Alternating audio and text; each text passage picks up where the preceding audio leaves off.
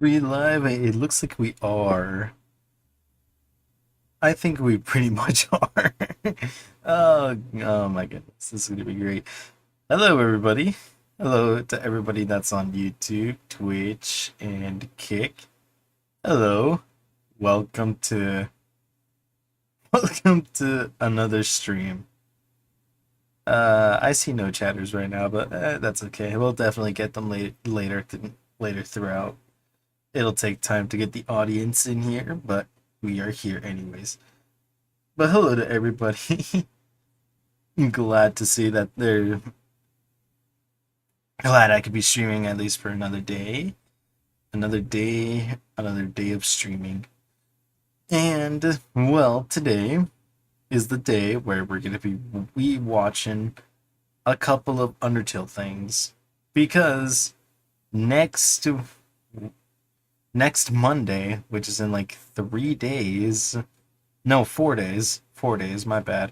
Hello there, Wanna Sparker and Mary. How you doing? Welcome, welcome. Welcome to the stream. But next Monday, we're definitely going to be playing Deltarune. Deltarune Chapter 3 and 4. So, if... So, with that and there, information out there, obviously, hope not many people spoil it, because I have not played.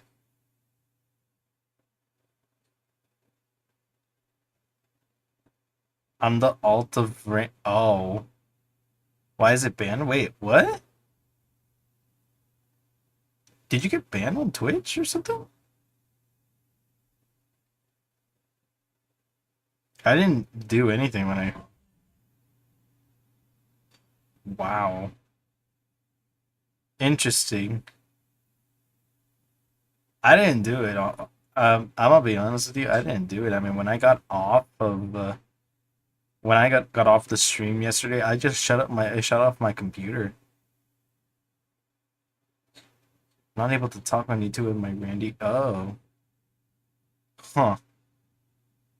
That's strange. I didn't ban anybody when I got off stream. When I got off stream, I literally just closed off all my tabs, and then I just shut off my PC and just went to straight off to bed. Interesting. Yeah, I'll probably have to check with them. Huh, interesting. That's weird. Huh. Well, I'll definitely check because right now I can't check anything. So, oh well. Oh well. It's okay. It's okay. Um, but anyways, but yeah, we're gonna be watching some stuff. I need some recaps of lots of things when it comes to Undertale and Deltarune. I need to learn. I need to figure out the lore again. I need to check out the lore again. I literally forgot almost most of it. I remember some parts, but I feel like maybe there's some theories as well that I probably have never heard about, and it's like, like, it's like, what kind of things should I really look into, like when I, before going into chapter 3?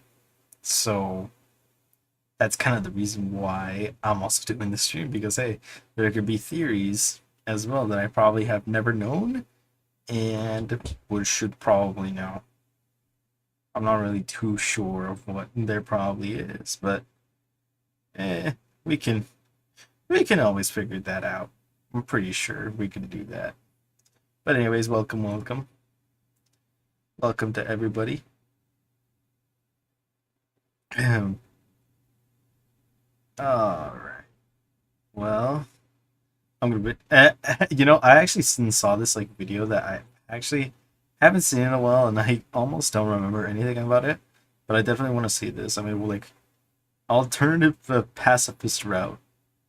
I I'm so curious as to what this looks like. I definitely need to see.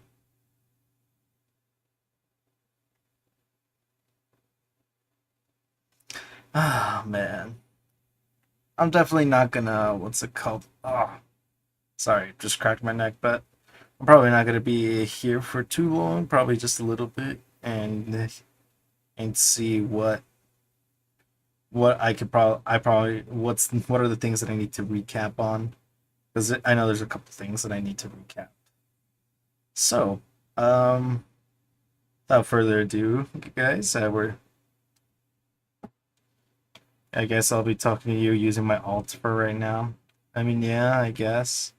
I mean, that's the only way, I suppose. But anyways, I definitely want to see what this alternative pacifist is about. I mean, hey, we only know one pacifist route for Undertale, so let's see.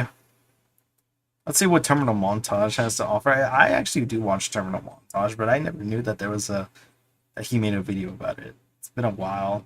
But anyways, I need to look at this. Let's see, Terminal Montage, what do you got for me? Oh, yes.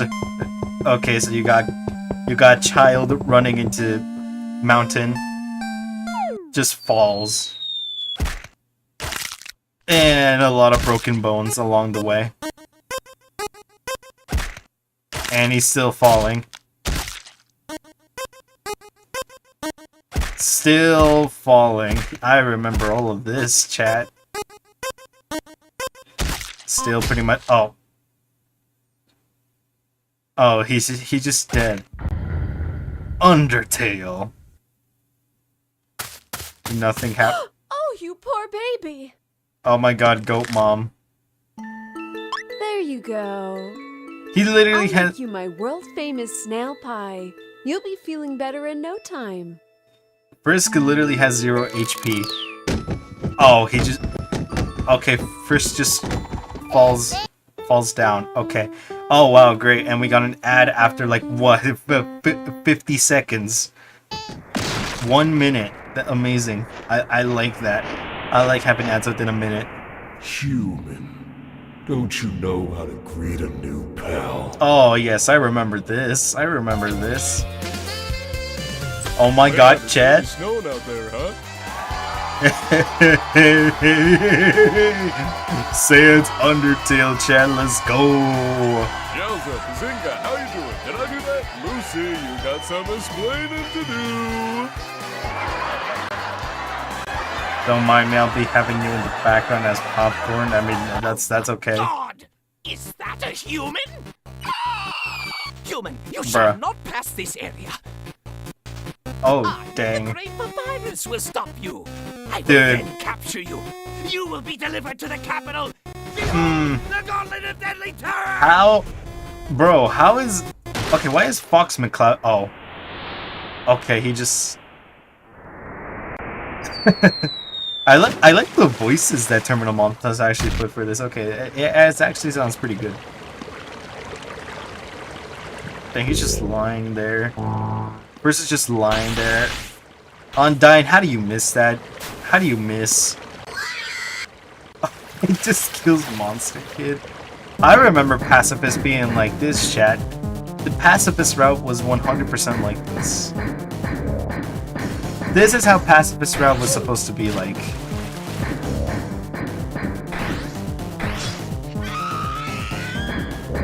Dang.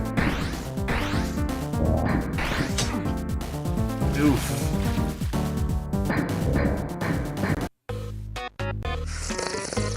Dude, imagine drinking ketchup though as beer. Oh. Oh, he knows. Sans just know. Oh. Oh, yikes. Yikes. That was painful. And Frisk is still floating. Okay, so literally the alternative route is that basically Frisk has no, basically just dies at the beginning. Okay. Oh yikes! But I definitely remember Pacifist being like this. Oh, Metaton. Welcome to today's Metaton. Oh boy, I can Bruh. already tell it's going to be a good one. Dude, the Everyone questions give a given big is just hand to our amazing. wonderful contestant. Let's start with an easy one. I am better than God, more evil than the devil. The poor people have me, the rich people want me, and if you eat me, you'll die. What? Am I? Bro, I don't know. Nothing. That's right, nothing. Oh, I'm dang, eternal, okay. folks. That works, I guess. Let's move on to our next program, the Underground's premiere cooking show. Cooking with a killer robot. Today Interesting. we're making a cake. We'll need Yo, we gotta bake cake? and cake. Chocolate cake? Oh no, strawberry cake. I don't like strawberry.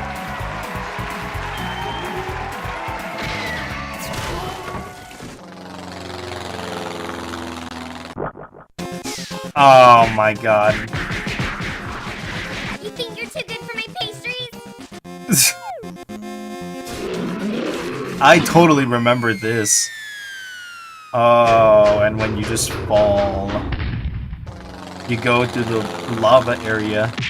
Sorry folks, the old program's been cancelled. Uh-huh. But we've got a finale that will drive you wild. Oh my god. When you faced, like, the transformation. Behold my true form!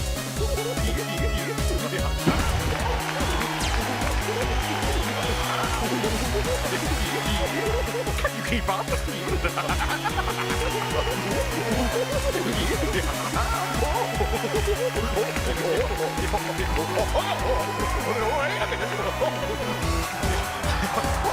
Whoa! Wait a minute! Oh my god, these ratings!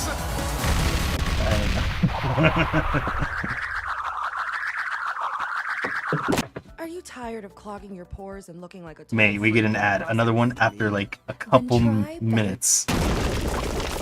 Yolanda Sands. So, you finally made it. The end of your journey is at hand. Oh. Now you will be judged.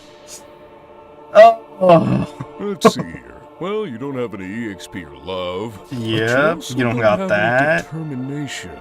Oh, the determination's no having no determination. Yikes. This is a weird timeline. Hey, here's the human you ordered. Oh. Oh yeah, when you have to fight Yes, Asgore. Oh. You did it, kid. You still get the happy Saved ending the though. world. Oh. He just casually falls. In the end. Okay. Bro. Okay, yep. I definitely remember it being like that. I remember Pacifist Route truly being like that, chat. Oh god, I like it so much. Okay, but anyways, let's actually go into some Undertale recap. Undertale recap for Deltarune. And you know that actually sounds very nice. Okay. Deltarune chapters 1 and 2 before chapter 3 and 4 drop. Okay. The Deltarune 1 lore explained. The recap. Okay, there's some animations as well. The complete Undertale timeline pacifist. And then there's the leader. There's that. We know how Deltarune connects to Undertale. Deltarune theory under lab. Okay, we're getting into the theory zone. How Undertale and Deltarune create fear. Oh god, okay, I cannot watch I cannot watch chapter 3 or 4 stuff. Okay, that is, oh no, I cannot see those. I cannot see those. Who Dr. Gaster is and why it matters to Deltarune. Okay, that's actually something I definitely need to see. I actually never got about... I never really knew too much about this whole Gaster thing. So I think it would definitely work out. So we can probably... We can probably watch this first. Recently, I saw. We can definitely watch this first. I mean, I got into this just last year, and knowing that chapter 3 and 4 is like out, we definitely need to know about this. So if it's important, then we might as well just deep dive into it and get some lore in. Recently, I saw a comment of someone genuinely not knowing why people were so obsessed with Undertale character Dr. W.D. Gaster in regards to Deltarune. Okay, I have The never seen replies that were character people at all. either agreeing and not knowing the significance of the character on a meta level, neither canon nor fanon, or people Okay. being just as floored as I am that others are missing the obvious hints. Then I realized Undertale's popularity reached a peak around 2016. Yep. That was years. Yes, 2016, Chad. We're in 2025, and we're still talking about Undertale, even though it's now known as Deltarune. So that kind of explains it a lot, especially for me, who's like pretty new to it. So, yeah. Years ago now. Dr. Gaster was a big point of interest, and all the evidence of his existence and significance is basically buried on fan wikis and ancient Tumblr. Oh, Jesus. Okay, hold on. Let me see this. W.D. Gaster was the royal scientist before Alphys. I remember there being a royal scientist, but they never explained who it was. Responsible for creating the core. Gaster's followers rely various explanations. Okay, but what kind of explanations is my biggest question as to what happened to Gaster. One iteration says that he fell into his creation, another one says that his experiments went wrong, and the last one says he shattered across time and space. Characters such as the River Person and Gaster's followers hint at his existence. Similar to Sans and Papyrus, he speaks in a typeface different from the other characters. Jeez, dude. I feel old. I mean, you know, you're not wrong. I mean, that would.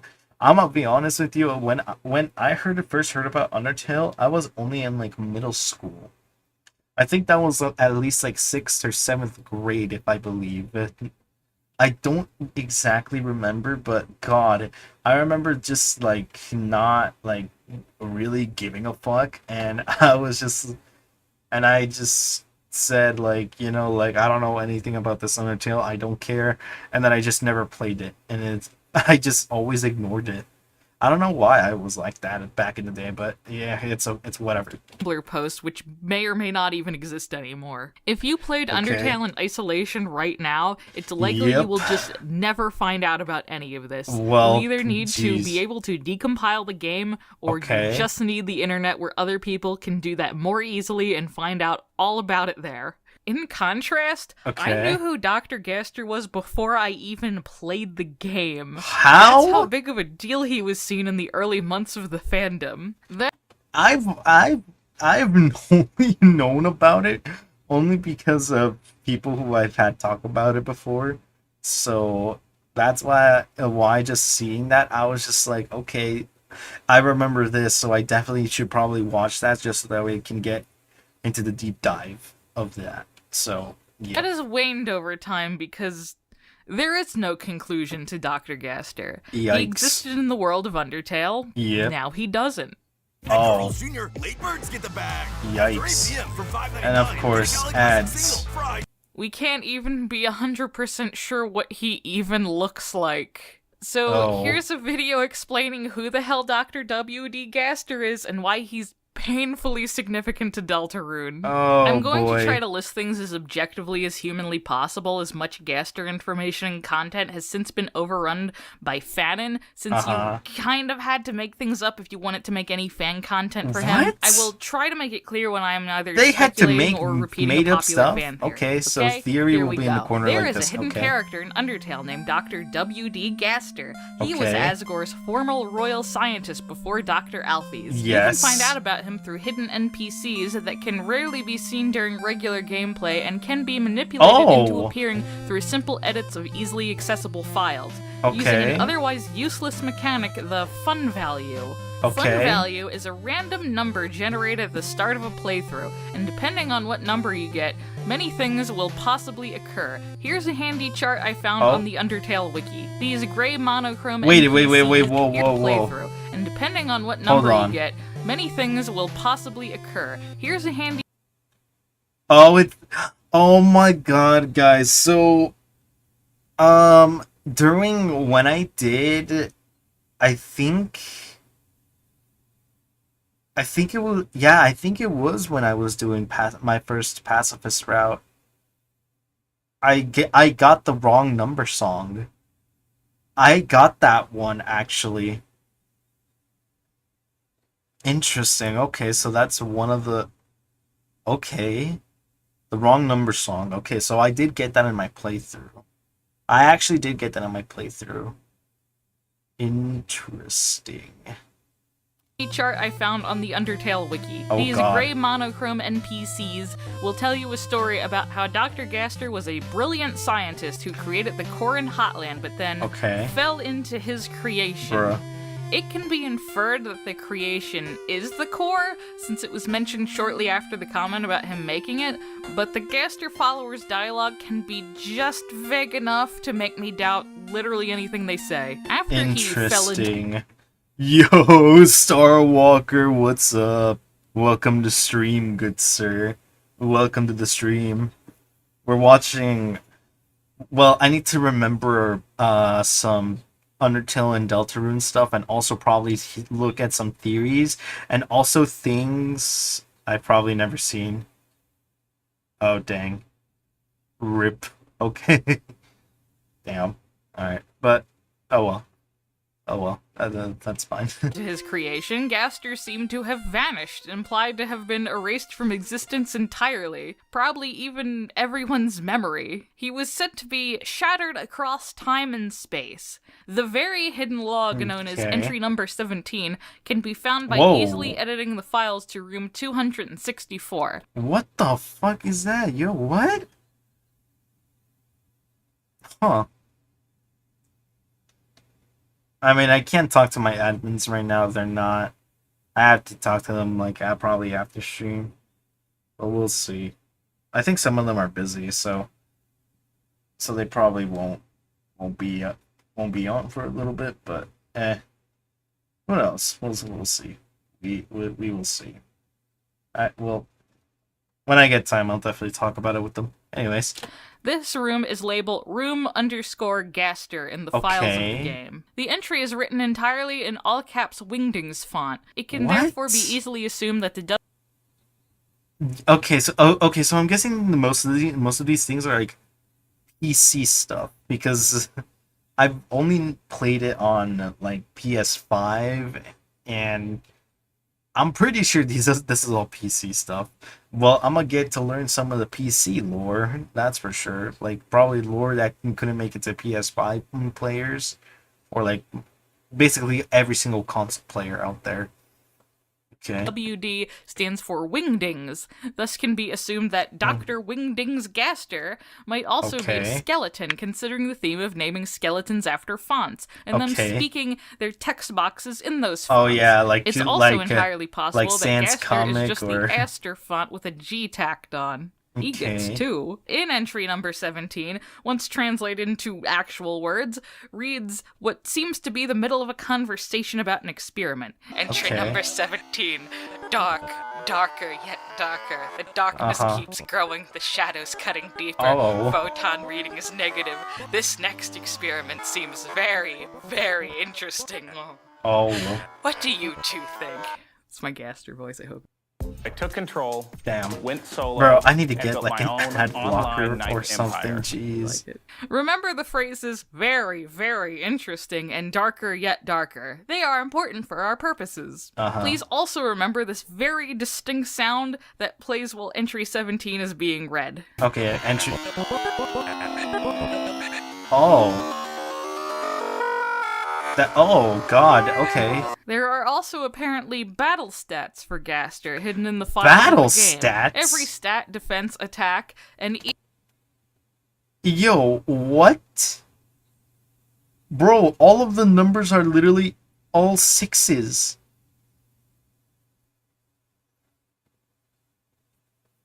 Those are all sixes. Are you serious? Jeez. even the money payout upon defeat is just a series of sixes. If the fun value is at 66, either by way of pure 1 in 1,000 chance luck or by file editing, Right. there is a 10% chance that you can find a gray door and waterfall that leads to a small room What? of this sprite. This sprite is called Mystery Man. Okay, so this is okay. So is that who Dr. Gaster is? Is that who Dr. Gaster might be? Is that who it possibly might be? I mean, there's no other. Like I said, I've never seen this sprite before, and also, I need to like reconnect myself with the Undertale and Deltarune lore because I'm playing Chapter 3 on Monday. So I need to know about this. Because of the fun value needing to be set at 66 and the battle stats all being 6s, this is the commonly assumed appearance of Gaster. It's technically speculation, but I feel like it would be genuinely weird if this didn't turn out to be him, considering the number 6 motif. This sprite can easily be seen as resembling a distorted cartoon skeleton, perfectly. You know, he kind of do look a little bit like Sans. Just a little bit. I mean, I know that Sans and Papyrus are siblings, but looking at the face, I mean, it kind of does look a little bit of a skeleton, but not too much. But it could be the way of the sprites, so it probably could be a skeleton. In line with the somewhat unorthodox skull shapes of Papyrus and especially Sans. Yep. The distortion also lines up with being not whole, since Gaster was shattered across time and space. He has no nose, no legs, no visible arms, nothing that can even be interpreted as fingers, and generally looks a little melted. Him being melted and goopy is basically universally accepted fanon, but it's extremely possible in canon if he did in fact fall into the core. You know, the thing harvesting searing geothermal energy, but speculation. I want to quickly say my own little theory here, so making it clear right now what I'm about to say is theory. I really do think that this Mystery Man sprite has to be Dr. Gaster. Not just because of the sixes, but because seemingly every fun value event is somehow related to Gaster. Other events include Sans prank calling you. Sans is implied to be somehow connected to Gaster. Alphys accidentally calls you when she's trying to order a pizza. Alphys is brought up a few times by the followers and shares Gaster's position as a royal scientist. The sound test room is only notable for containing Gaster's theme. 4 of the events are Gaster has a theme? What in the world? Also, I have never seen any of these I have never seen any of these sprites over here, but I have seen this one right here, the one that looks exactly like Monster Kid. I've seen that one. I've seen that one.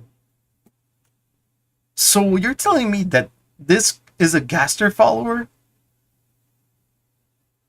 Okay. Oh, well, I need to learn more about this now. This is lore. And there's one involving the mascot, Icy, who was brought up once in all of Undertale by Sans, but is a prominent corporate mascot in the world of Deltarune. That's right. That's right. Icy's is a part of Deltarune. That's right. She is not wrong about that. Okay. Fits here seem to be the Wrong Number song, and for a few years, Clam Girl. Clam Girl is an NPC in Waterfall who talks about her neighbor's daughter, Susie. This now adds up in retrospect, but even more than that, when the Switch port came out, if you got Clam Girl by sheer dumb luck and talked to her after you beat the final boss, Azrael, she goes grayscale and says the time you will meet Susie is fast approaching. What? So, okay, so they made specific things for basically some for some consoles. So basically, so you're saying PlayStation got the Dog Shrine, Undertale got the Switch version got Clam Girl, and then PC kind of just has a lot of secrets that you can just figure out with playing with the files. This is interesting. I'm getting some deep lore somewhere. Deltarune Chapter 1 came out a little over a month later. Okay. Go to motionarray.com that is true. And enter a world with over 2 million creative assets to bring your vision to life. Thank you. The Wrong Number phone call is the most vague, but they ask if they can talk to someone whose name starts with a G. You'd think Gaster, but hey, it could be Grillby or Gerson. It could be G. Spampton. Oh my god, I don't know. G. Spampton. My man G. Spampton. Oh my, I remember Spamton. Bro, Spamton is such a tragic character, I swear. We definitely need to look into his lore again. Don't think this G was put here for no good reason, though. However, I I do can't agree. tell you with any amount of certainty what I think it stands for. I think Gaster might be the explanation here, but that might be confirmation bias. So, It could. theory over, back to the Mystery Man sprite. The only other sprite that could possibly be him appears in a debug room, which Okay. is just for developer testing, Oh. and therefore might have no actual significance on actual canon. This could have possibly Oh. just been for making sure the Wingdings font was working properly, but I'm not Okay. going to rule this sprite out. Something also okay. notable, but doesn't tell us too much, is that the skulls Sans uses to shoot lasers when he megalovanias you are called Gaster Blasters in the files. Okay, This does at least tell that's us that what they're Sans called? has got to Seriously? have something to do with Gaster. Sans is also Okay. seemingly good friends with Alphys, Bro, but no is one really Sans- knew is- that. Guys, yo, okay, now that we're here, okay, so those weapons being Gaster Blasters, are you telling me that Sans is probably a double agent at this point? Like, he could possibly be good, but he might also be evil? Is that... Am I thinking crazy, guys, or am I just crazy? But this is some lore, so this is definitely important for like when going deeper down the iceberg. With Gaster. Sans is also seemingly good friends with Alphys, but no one really knew that, and they seem to have worked on a mysterious mystery machine together. Not that one. Yep, that I actually did see that on stream. I do remember that because I know Sans was like trying to go back or something. Okay. Because the handwriting is said to be very bad on the blueprints, and it's said several times that Alphys' handwriting is very bad. As mentioned before, there is a hidden sound room in Snowden, activated by Fun Value, that includes Gaster's theme. A simple, creepy melody. Once it is playing, it cannot be stopped. Oh my god. Yo, that's a creepy theme. Oh wow. Then it says, "Thank you for the feedback." If you try to put the name Gaster at the beginning of either Undertale or Deltarune, the game immediately crashes the second you put in the last letter. You don't even hit enter, it just crashes. What? I did not know that. I didn't know that. Okay, so there's a theme for Gaster and there's crashes if you put the name?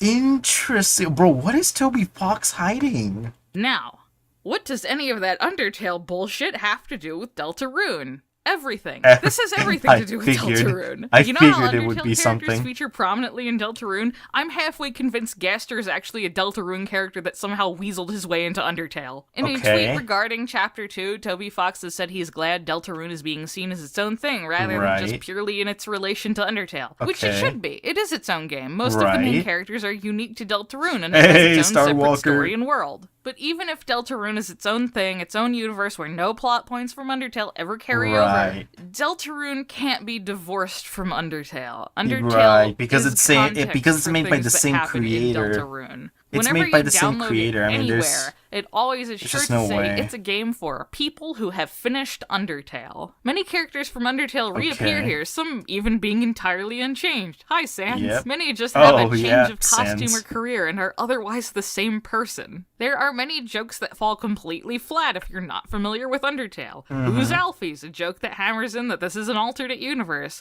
A book so you don't forget the name of Hot's Fire Guy. That one's really obscure if you only finish Undertale once. Asriel has a picture of a flower on his wall. The plots in the graveyard are the amalgamates. The first time we meet Deltarune Asgore directly mirrors when we meet him in Undertale. Spamton Neo is literally using Metaton Neo's body, and the song Power of Neo plays exactly how it was presented in Undertale. I mean, Spamton Neo's she's not wrong.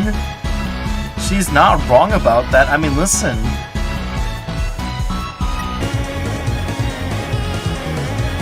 You know, but I'm gonna be honest though. I mean, Chad. Let's be real though. I mean, the songs do slap. They do I mean, Toby Fox does create some amazing bangers, if I'm gonna be honest with you. He does make some pretty good bangers. But hey, maybe it's me, I don't know. I could maybe they are bangers, maybe they're not, but I consider them bangers, to be honest. Anyways. Yeah. Oh, dude, this boss could take me a while. Yup, the high defense. Just dies immediately. Comparisons to Undertale are inevitable, and obviously Toby Fox knows this. He's making them himself. I think the desire is more to not think of Deltarune as just Undertale 2, or assuming it's the same universe and that the pacifist or murder roots are going to affect it at all. Right. So I'm not saying that Deltarune and Undertale are somehow secretly directly linked and the story is all going to come back around to Undertale. I don't want it to. I like Deltarune for being Deltarune. Yes. It is its own story. That is so true. But doing so riddled with references to the game that is its direct predecessor. Oh my god, yeah, the flowers. When I saw the flowers there, I was like, oh my god, dude. Like, do the souls exist, or do they not exist anymore? I mean, but, if we listen to more theories and trying to reconnect with the story, then yeah, there probably will be. Necessarily think that the Gaster in Undertale is the Gaster in Deltarune, but I think it's reasonable to assume we can use the information from Undertale and apply it here. The association with the number 6, the similar way his dialogue gets formatted are very basic things that would probably get carried over to a different version of the character. Right. With that said, Gaster has an absolutely undeniable presence in Deltarune, more so than he ever had in Undertale. This actually predates the game Deltarune itself. Deltarune.com has existed since, I believe, 2015, 3 years before Chapter 1 came out, and the year Undertale itself came out. On it was a dark image called him.png that, if Brighton would show the text in all caps wingding font reading, "This next experiment seems very, very interesting." Then it changed to another message in all caps wingdings describing the plot of Deltarune.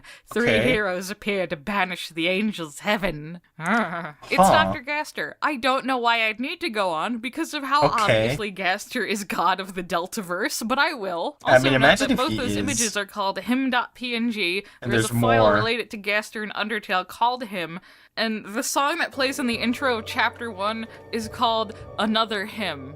Another Gaster. Wait, what? 2 of them. Then there was a series of surprise tweets on the Undertale Twitter on October 30th, 2018. These tweets are written in all caps with odd spacing, very reminiscent of Entry 17. Welcome. Have you been looking for me? How wonderful! I have been looking for you as well. I have something I want to show you. Something I think you will find very, very interesting. I'll admit, when very, very interesting popped up in these tweets, I just about had a goddamn heart attack. Then Chapter 1 actually comes out. At its beginning, we have most likely the same ominous voice as was on Twitter narrating to us. I can't believe Twitter was actually useful for something. Another hymn playing. There's no hint bombs, like very, very interesting in this opening, but it is using all caps in the same distinct spacing. I assume the reason it's not in Wingdings is because we need to be able to read it. It wouldn't be very big shot of Gaster to make the seizure warning indecipherable. So if you want to be like a smartass and say, but he's not speaking in Wingdings, shut up. When the style of speaking is dropped and it's written in proper capitalization, theory time, there is an actually very compelling theory involving the Japanese translation that might suggest that this is the original fallen child default name Kara. Oh no, dude, are you serious? Wait, hold up, what does it say? Hold up, Chad, let's actually read this. In the Japanese version, Gaster, or at least a person who is presumed to be Gaster, speaks exclusively in kanji and katakana, a combination that is very odd. However, the mysterious second person speaks in kanji and hiragana, which is, well, how would you normally write? Normally, it's worth noting that in Undertale and in the surface world portion of Deltarune, kanji is used very sparingly. The game is written mostly in hiragana and katakana alone, with a few simple kanji here and there. This person's normal use of kanji is actually a bit unusual in that respect. On its own, this difference seems similar to the English version, But that's not the only difference. See, in Japanese, Gaster uses the second person pronoun anata. This is a formal pronoun which is fitting for him, and he seems to be very polite, at least in his survey. However, when the second person says your name is, they use the much more formal pronoun omne. Huh. Okay. You know, that is interesting. Okay. Okay, this is. I mean, if it, dude, this is definitely important. I gotta take an old this lore, chat. Like, we gotta take an old lore. That this is the original fallen child default name Chara. Okay, hold up. Continuing to that, you know who else uses the pronoun omne when speaking on plain black background, using informal language and using kanji liberally, and if you use the name Kara. Link to theory in description. That is very interesting. Okay, you know what, guys? Hold up. Where's that theory? If it's there, Kara theory. Okay, we'll definitely need to look about this. Okay, we'll definitely look at that once we are done watching this, because I'm actually sitting very curious to actually see this. Whatever. From Undertale, who is already a similarly ominous presence, has taken over and hijacked the character creator, assigning you to Chris, a teenager not unlike Chara. Of course, since there are so many similarities between the two characters, you could also assume that this might have been Chris themselves, but that's going into vague, unprovable theory territory. Also, I'm not saying that this is the same Chara. It's very possible that there is a separate Chara in Deltarune. However, I like to think it's the same one, and they're dead now and are venturing between universes, and Gaster has to babysit his boss's kid for all eternity. No. Finally, we get to the actual game. Let me stress that all of that I just cited was before. That, you know, that would be kind of interesting, though. I mean, imagine having like a multiverse of Kara just floating around the Undertale and Deltarune universe going around. That does speak out a lot of concerns. You know, who knows? Who knows, to be honest, because anything can definitely be happening, but... Before the actual game begins. In the actual game, the main plot is about Chris and Susie, two teenagers that discover a dark world in the school supply closet. Come chapter 2, there appear to be multiple dark worlds, with new ones being created. What might this remind us of? The darkness keeps growing, the shadows cutting deeper, photon readings negative. This closet is emitting darkness, as if it had the same properties as light. I think photon readings would have to be negative in order to do that. Also, if you look at Deltarune's information, at least when it was just chapter 1, I haven't checked since, the version is labeled 6.6.6. Oh, okay. I don't know why Gaster is Satan. Just go with it. Wait. Theory. Gaster fell into the core, and Deltarune is about an angel. Okay. Gaster's a fallen angel. Anyway. Oh my god. That, you know... Deltarune is about an angel. Gaster's a fallen angel. He fell from the sky. I mean, hey, so are they. And you know, that's the thing as well. I mean, that's the thing as well. Like, when we faced Spamton, he was talking about, like, heaven, are you seeing this? Like... we definitely gotta watch a Spamton video, because it'll definitely go into more information about that for sure. But we'll talk about that in a little bit, guys. But anyways.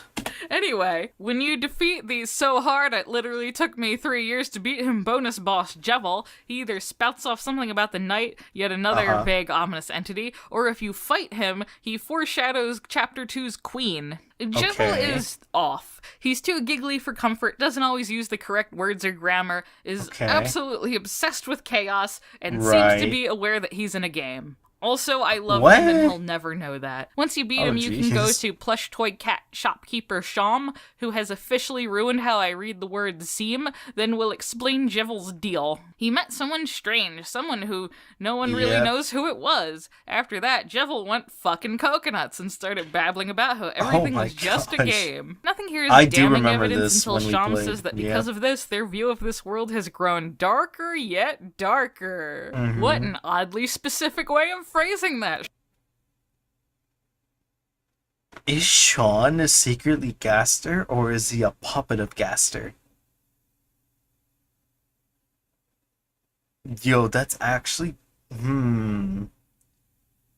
interesting. Interesting. Okay. Sham, when Chapter 2 came around, the mystery narrator that we were presuming is Gaster returned to Twitter. No telling quotes here, but I want to point out how funny I find it that Gaster narrator thanks us for our patience in these difficult times. Not even being shattered across time and space keeps you safe from COVID. Gaster was out of work for like 3 months. It was terrible. Chapter 2 is pretty straightforward at the start, even if you're, murdering. When we get to the bonus boss of this chapter in the normal route, Spampton, and his Neo form, things become vague and ominous very quickly. After you beat Spampton Neo, the personifications of internet advertisements, the Addisons, all go to the garbage dump where Spampton has been living, and when talking to them one by one, Spampton's sad backstory is revealed. He was Wait, I didn't see this when I played.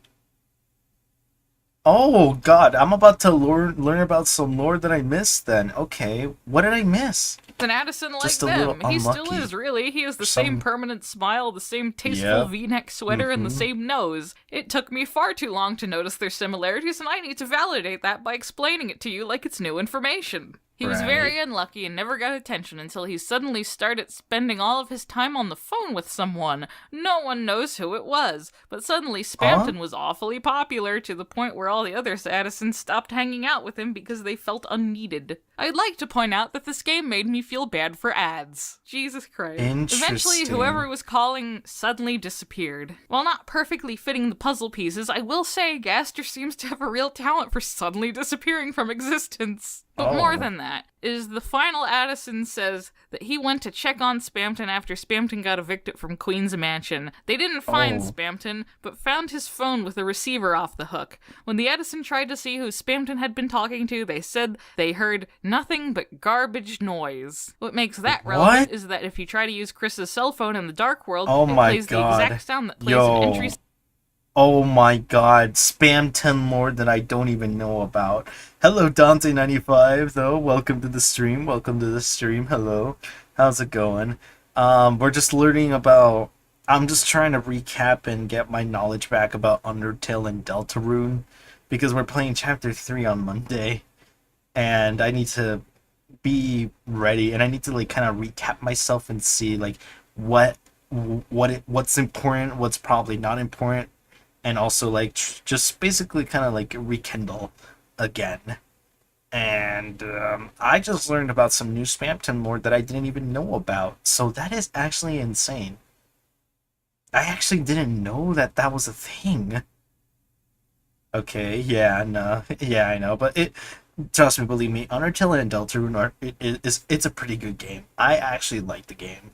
It's really interesting and it's fun. And I definitely gotta like remind myself of everything that I was able to do. 17, a sound effect that isn't used at all anywhere else in the game in this state. Okay, so there's the garbage noise.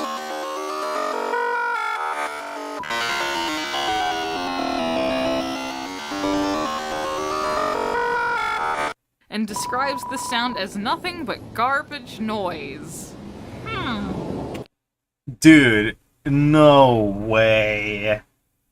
No way. So basic... Oh my god, dude. This is all Gaster shit then. Oh my god, no way. Okay. Well, that's pretty interesting to know. Okay. It's pretty much accepted that Jevil and Spampton were driven mad by the same mysterious force, but for a long time it wasn't terribly clear who that was. Many people were convinced it was Gaster, as he's the most vague, ominous, unnamed presence we have. He can tell them the true nature of the world they live in, because he, more than anyone, seems to be aware of how much of a video game this is. Right. Actually, oh my god, we got another ad. But here's the thing, though. I will say this: when I remember when I beat Spampton, he did say, like, if you don't trust anybody, not even this person named Mike. The question is, who is Mike? I don't know who Mike is, but we will definitely find that out either in Chapter 3 or in Chapter 4. We will basically find out who Mike is.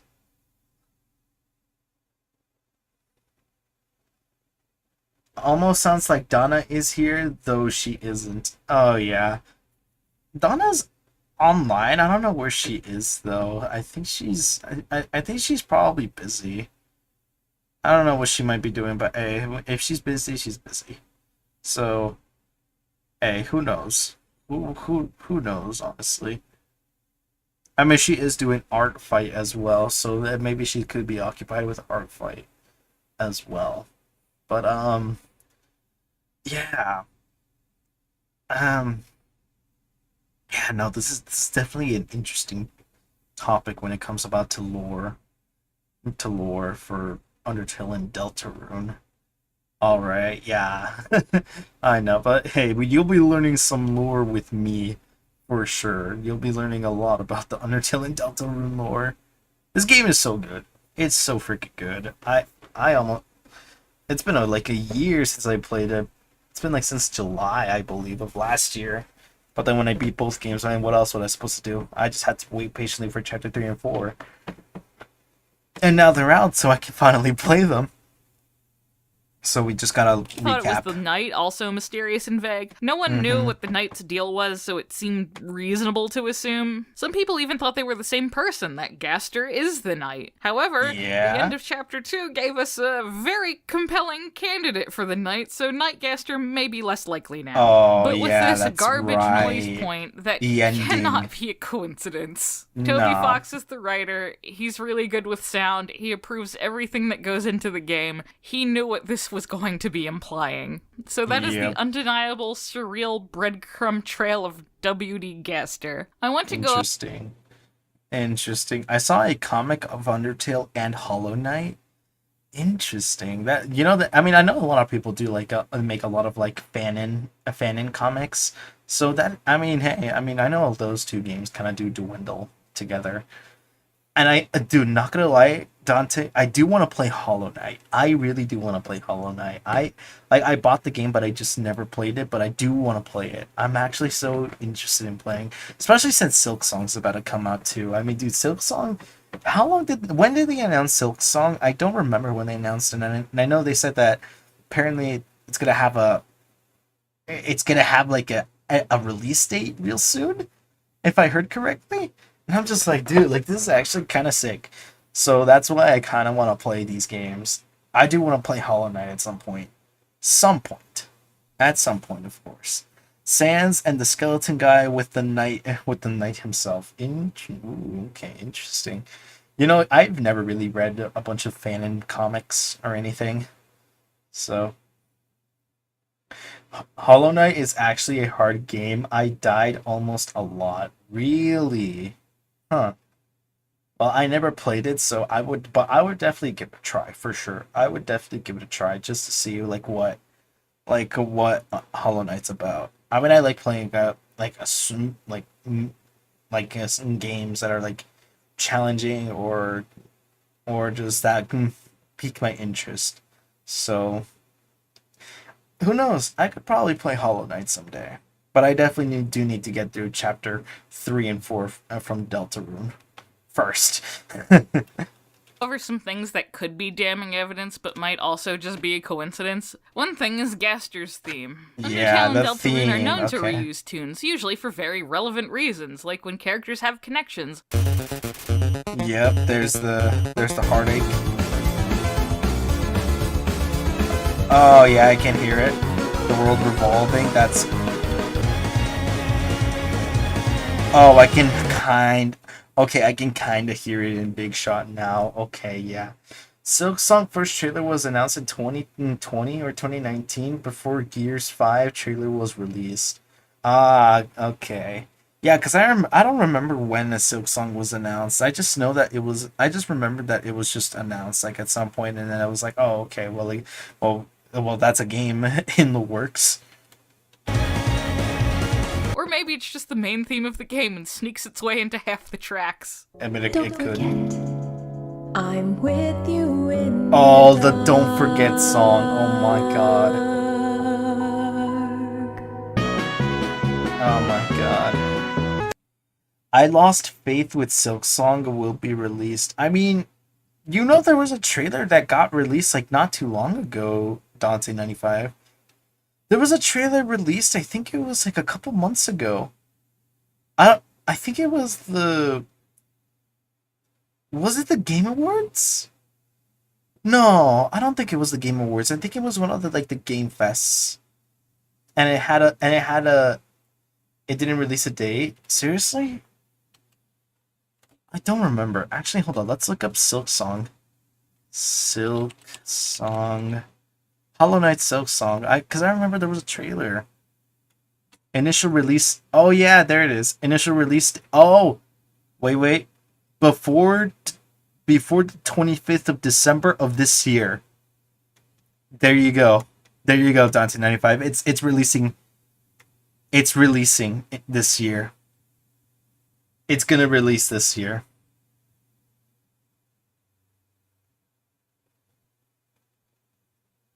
It might release this year. Oh my god. There, it says it right there. Team Cherry scheduled to release sometime before 20 December. Right. I mean, hey. Who knows, honestly? Who knows? Who knows? 'Cause I don't even know. I need to play Hollow Knight before I get to play Silk Song, to be honest with you. If not, then I'm never gonna know the lore. But who knows?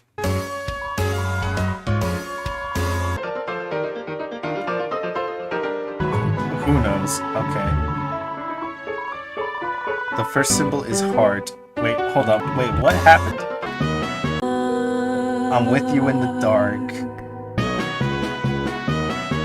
Oh my god. I can hear the song bits. I can hear the song bits right there. I can hear the song bits. Yep. Okay, what she's saying is right. That's right. That song is always mentioned. The song is always mentioned. Oh my god.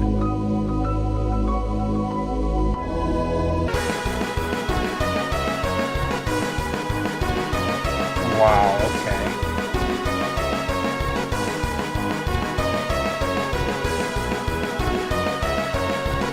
Yep.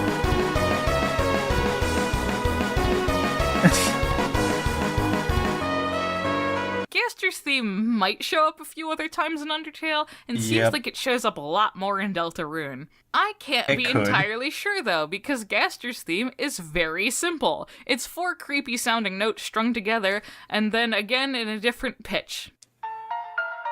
Yeah, no, like I said before, I've never heard this theme before. I've never heard of this theme before. Some instances Gaster of what was sounds was with Sands. Apparently that's what it is. Apparently that, like, I was like listening to like the video not too long ago that's saying that it could possibly be related to Sans and Papyrus. And especially like the Gaster blasters, so they could be related some way and somehow. I don't know how, but it could all, I don't know. It's kind of hard to think about it, to be honest, but who knows? like Gaster's theme might actually not be it, but rather because there's a simple melody that might share 2 notes with Gaster's theme. Right. Songs that might have Gaster's theme, the Once Upon a Time, okay. Snowden? Seriously? I don't hear it. The ending credits? No. This might be on purpose. It's so short and simple, actively and intentionally causing you to hear it everywhere. Like, it sort of sounds like it's playing very low in the bass of Rules card theme, but it's hard to completely make out. Interesting.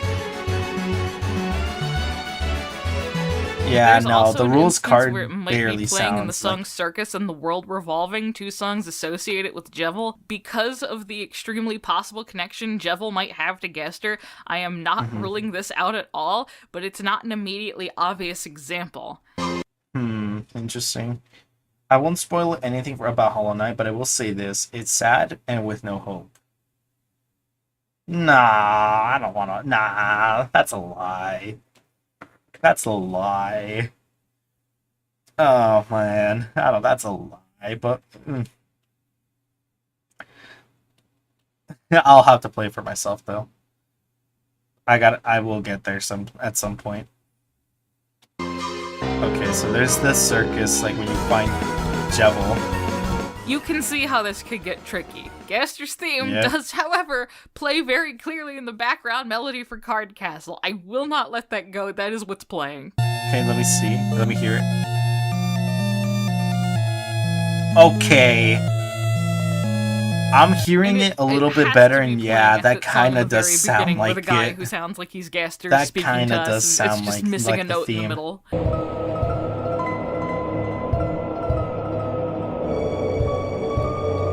Uh-oh. Uh-oh. Hold up. Stream froze. Uh-oh. Hold on. What happened? Hold on. Let me check real quick. That's weird. It says everything's fine.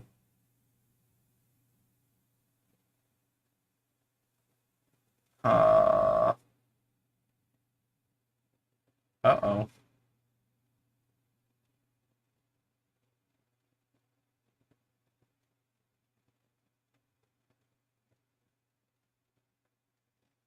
Can you hear me now? Is it not frozen anymore? I hope it's not frozen. Well, now it's not, but it started loading. Huh, interesting. It's weird. It's weird. Why would I do that? It's okay. We'll be fine. It might be just me. It could be. Who knows? 'Cause I just saw the... I just wanted to check OBS to see if everything was fine, but no, it looks like everything is fine.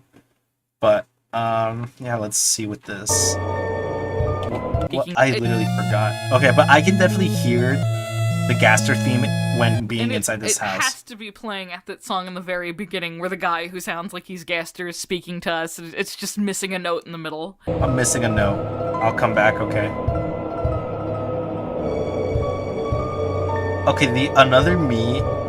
I'm not or going another to him pretend kind that of barely ridiculously talented sounds like musician it. and I known can kind of see leitmotif it though. enthusiast Toby Fox didn't know what tune he was using so clearly for the main melody. Now, there's a Man. lot of fan speculation and headcanons around Gaster. Yep. He is the perfect combination of vague mystery and just enough information to work with. There's a very popular assumption that Dr. Gaster is Sans and Papyrus's father. This headcanon is not at all Okay, unfounded, what? even if there is no real implication of it in even the most buried of information. The reason people think this is due to things like Sans' Gaster Blasters. They are part Yep. of his own unique monster magic, but are distinctly Right. named after another character, you know, like he's inherited them or something. There's also the Right. vague possibility that Papyrus also has these, that they were part of his special attack that the annoying dog ruined. This is inferred Oh. from when you and Papyrus hang out if you spare him after doing the kill everyone route up to that point. Uh-huh. The absolute Wait, what does that say? The absolute dissonance between what's happening and the music playing. If you look Oh. at his box of bones, he says it's his special attack that could have blasted you had he used it. Too vague to Okay. prove anything, but notable enough to not dismiss it entirely. There's also the fact that it's rare to see multiple types of the same prominently featured monsters that aren't related or somehow connected. Every boss monster is related. Toriel and Asgore were Right. married, and Azrael is their son. Outside of them, Yep. there are no other goats. That is so true. Napstablook, Mad Dummy, the Ruins Dummy, and Metaton are the only ghosts and are all said to be cousins. It's a very Huh? sense-making assumption that all the What? How are they cousins? What? So you got a regular ghost, Napstablook, then you got a robot, and then you got just two random puppets that just go on and possess the freaking mannequin. How? What? Twilight Ross. Hello there. Or Twill Ross. Sorry for that mispronunciation.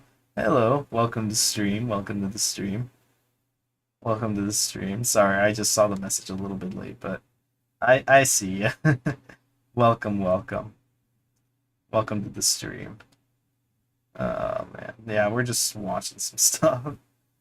We're just trying. I'm trying to catch up with Deltarune because I'm playing it next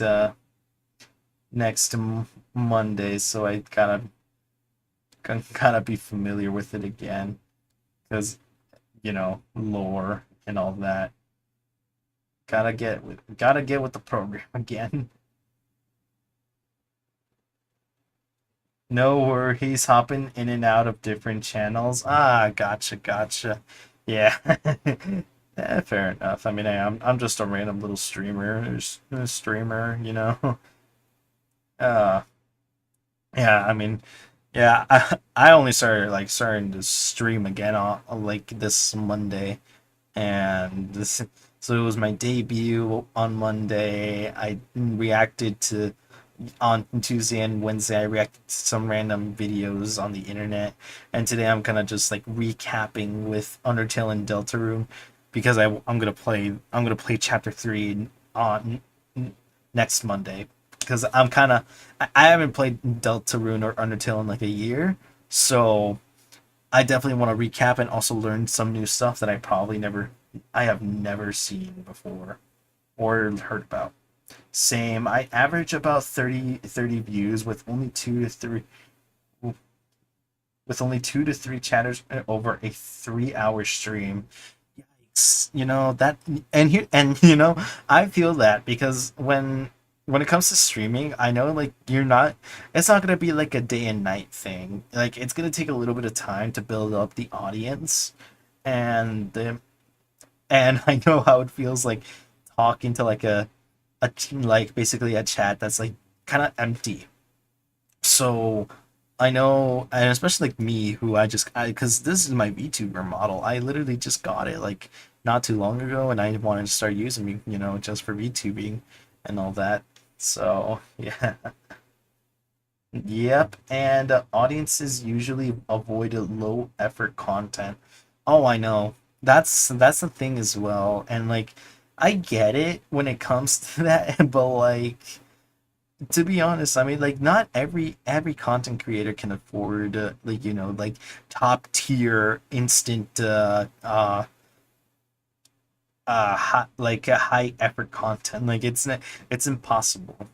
And like me, like I'm a college student. I'm literally a college student just kind of just doing this for fun at this point. So honestly, if there's like good effort or bad effort, I mean that doesn't matter to me. I mean I'm just streaming for the hell of it. So I kind of just try to do whatever I can. I kind of try to do like more gaming.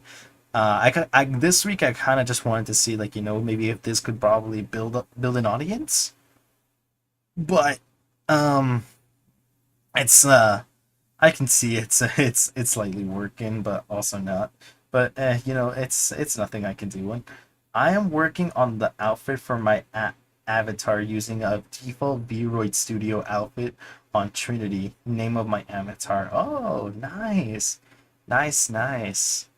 I this is like my actual OC.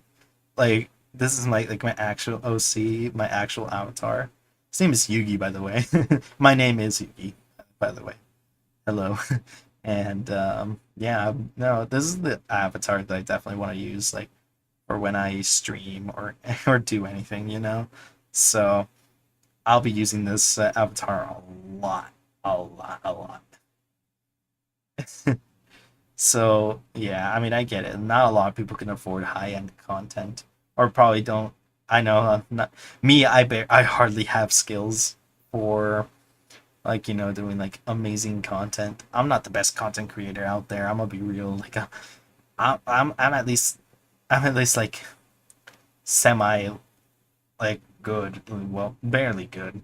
I consider myself just like a neutral, but I find it fun. I find it fun for sure.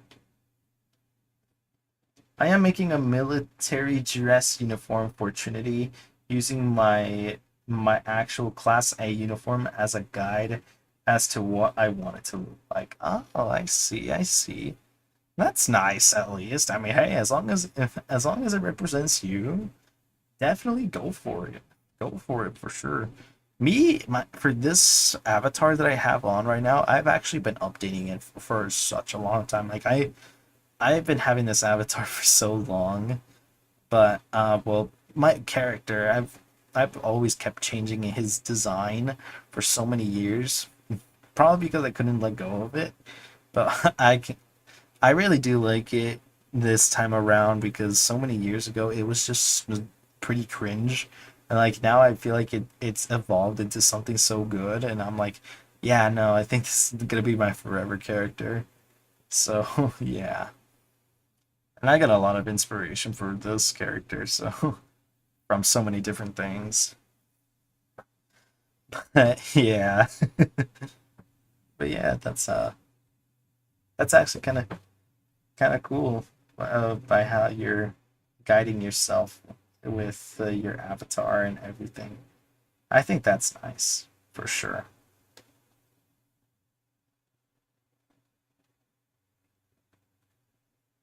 10th mountain patches on on each shoulder, 2 combat stripes, 2 service stripes, and my rack are basic stuff.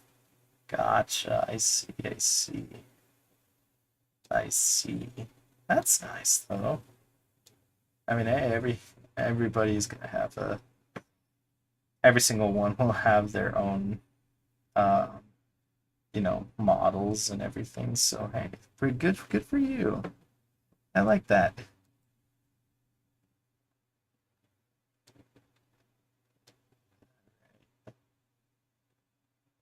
Not sure if I'm going to do weapons qualification ladder or not. It all kind of just depends on like perspective on like what you want for your character, honestly. I mean, it's never gonna come easy for sure, but hey, I mean, you do whatever you like for sure. Um, oh my God, that was I just heard I heard a firework. Oh God, that was loud. But yeah, no, definitely for sure. I mean, you go with what you like and definitely like what could be uh best for your avatar for sure. I will say that. I think that's like the best option, like or things I could definitely tell you.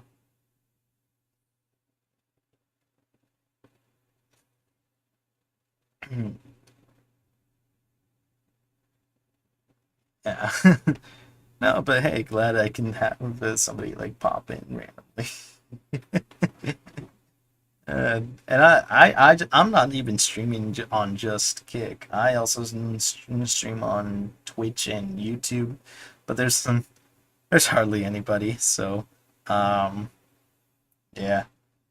But yeah, hey, like I said, it's always best to work up and build up that audience. Oh, welcome back, Dante95. Welcome back, welcome back. Alrighty, but I definitely I'm gonna continue watching the video and see like what else I can learn. But there is something that I do need to check. I am permanently banned from Twitch because of being stupid back in '09. In '09? Did Twitch exist back in 2009?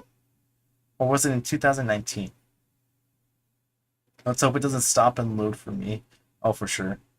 Is that Granny? No, that's so in this one right here, Dante, it's Gaster. That's Gaster right there in the middle. So that's what they're presuming that probably Gaster is like basically like that guy's just like related to Papyrus and Sands. But who knows? Who knows? I mean, kind of like what she's saying right here. I mean, it's like sense make an assumption that all skeletons are related to each other, because apparently like they were like relating to like how the goats are related, and then like if kind of like how Toriel and Asgore are married to each other, and then the ghosts that they're all cousins apparently, because Sans has a skeleton face. Yep, exactly. Skeletons are related to each other. Father is commonly assumed, but it's not our only option. He could be a third brother or a cousin. That too. And this is going to sound very tinfoil hat, but there's a song found in the files of the Undertale Grandpa demo Semi. called What is Grandpa that? Semi, likely referring to semi-serif, a font. Grandpa Semi seems to be a genuinely scrap character rather than a fake scrap character like Okay. Gaster. More proof of this is that if you mess with the concept art and notes Toby posted to his Twitter, you can see the writing on the back bleeding through, and Grandpa Semi is clearly written. This was a character at some point early on. It is also possible that this character might have morphed into Gaster over the course of development, so Gaster might be their grandfather. The grandfather. Do this? Hey, ha, hoo, hey. Oh my god. Hey. Dude, nah. Sadly, I have no smoking gun for the skeleton family claims, but there is one more thing that is very, very interesting. The Okay. vaguest, most unprovable thing I want to bring up, just because it's so simultaneously mysterious and hilarious, is on Toby's aforementioned notes. On the notes for Papyrus, it says... Okay, hold on. Oh god, okay, there's still a lot of things that I probably should read. Second boss is a skeleton named Times New Roman. Changed to Papyrus. I was raised by a newspaper. I take what I want when I want it. I'm a man's man. Wears a fedora when you date. How do you not like my style? Has a brother named Comic Sans.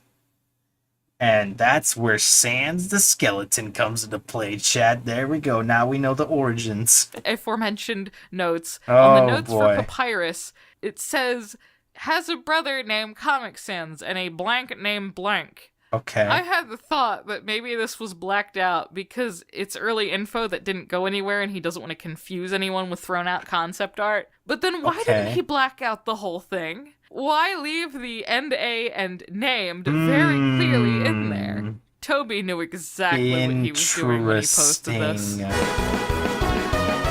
Okay, why Gaster matters in Deltarune Part 2? Oh, there's a Part 2? Okay, I definitely do need to see this, though. So here's the thing. So apparently there's a Kara theory for this. I definitely do want to see this. Sign up for Tumblr? No, I don't want to sign up for Tumblr. We don't do that here. Anyways, let's enhance so that way everybody can see. So let's see. Let's read some stuff over here. Sans and Gaster raised the night in the comics. Is that a thing? Seriously?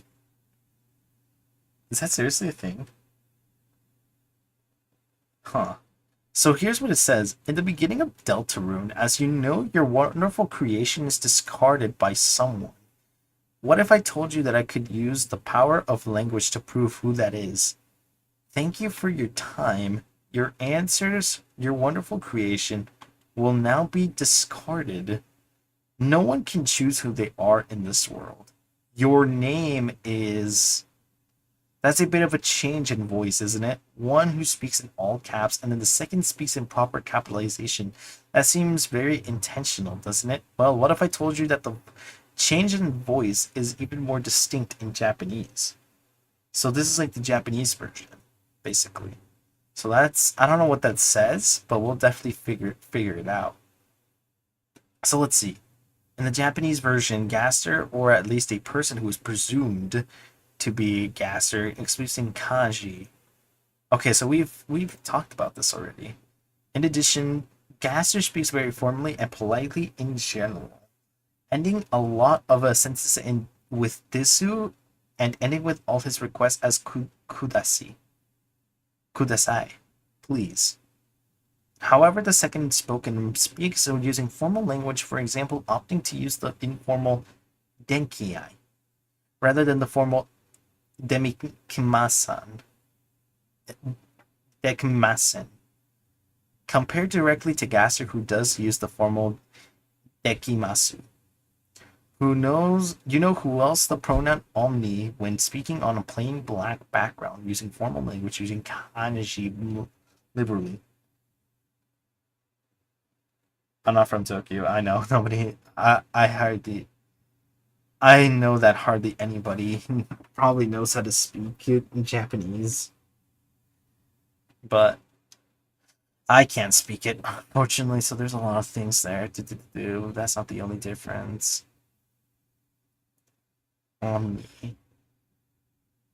Who else uses the pro liberally? And that's Kara. Ghostly hour. Okay, so basically, huh? So your wonderful creation will now be discarded. All I see is symbols. That's all. Yeah. Huh.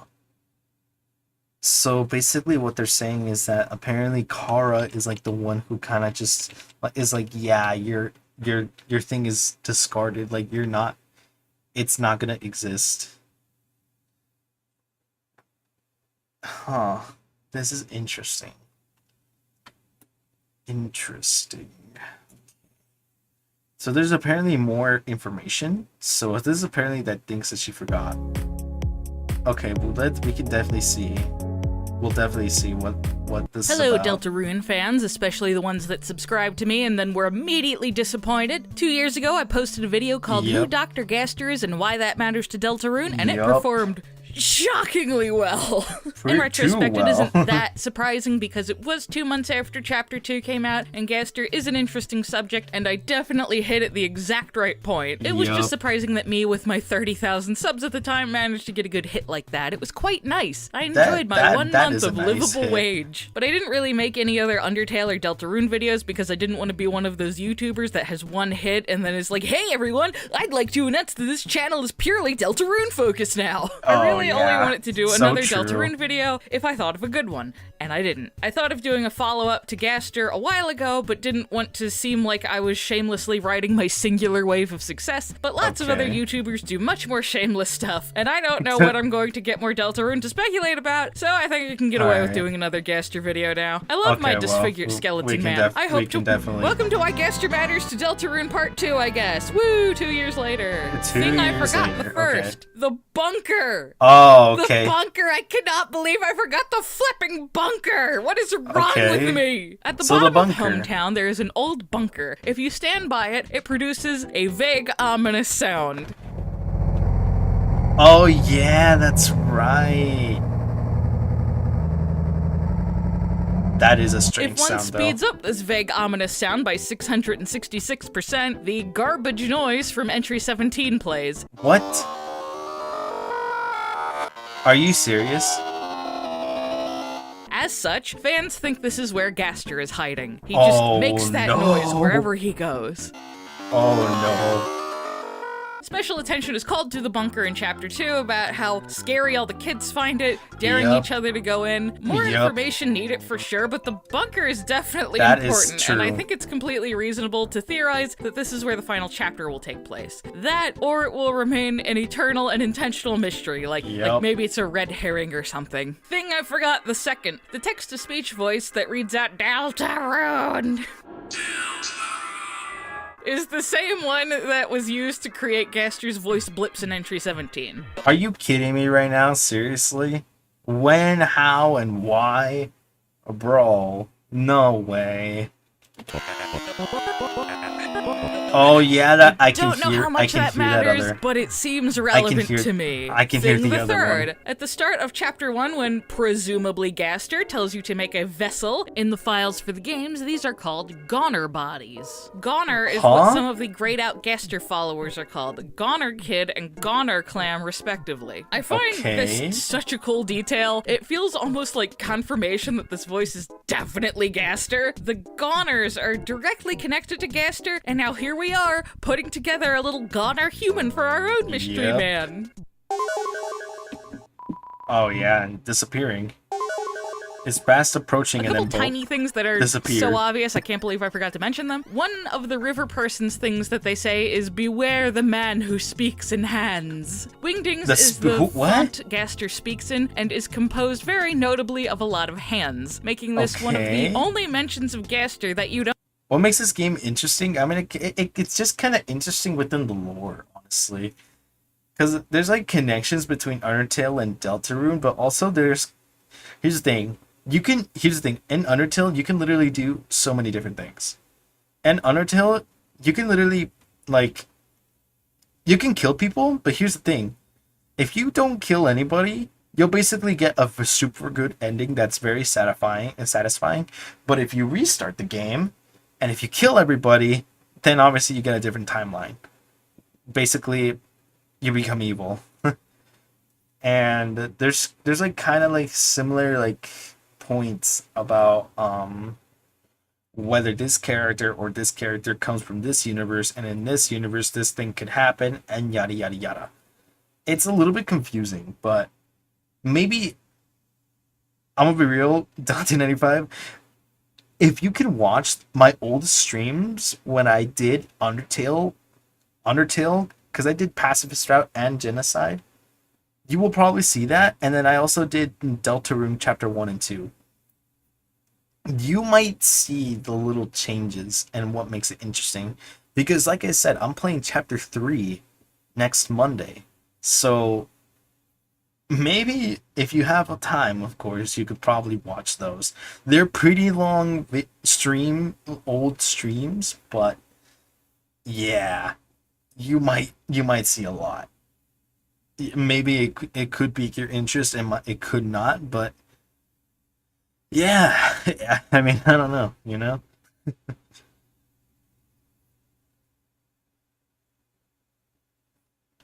One of my friends recommended me this Undertale, but I wasn't really motivated to see what it is. Oh, you are missing out.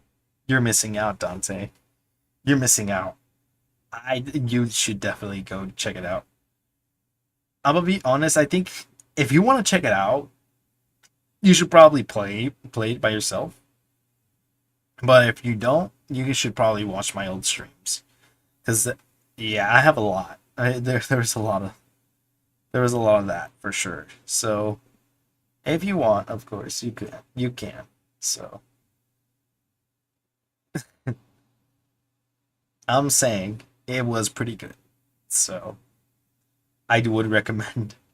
Don't have to be ridiculously lucky to find. There's not a lot I can do with this information, but I will say the beware in this sentence makes me wary. Like, yeah, he drove 2 perfectly good manlets to legal insanity. Beware might be an understatement. Yep. And those are just the manlets we know about right now.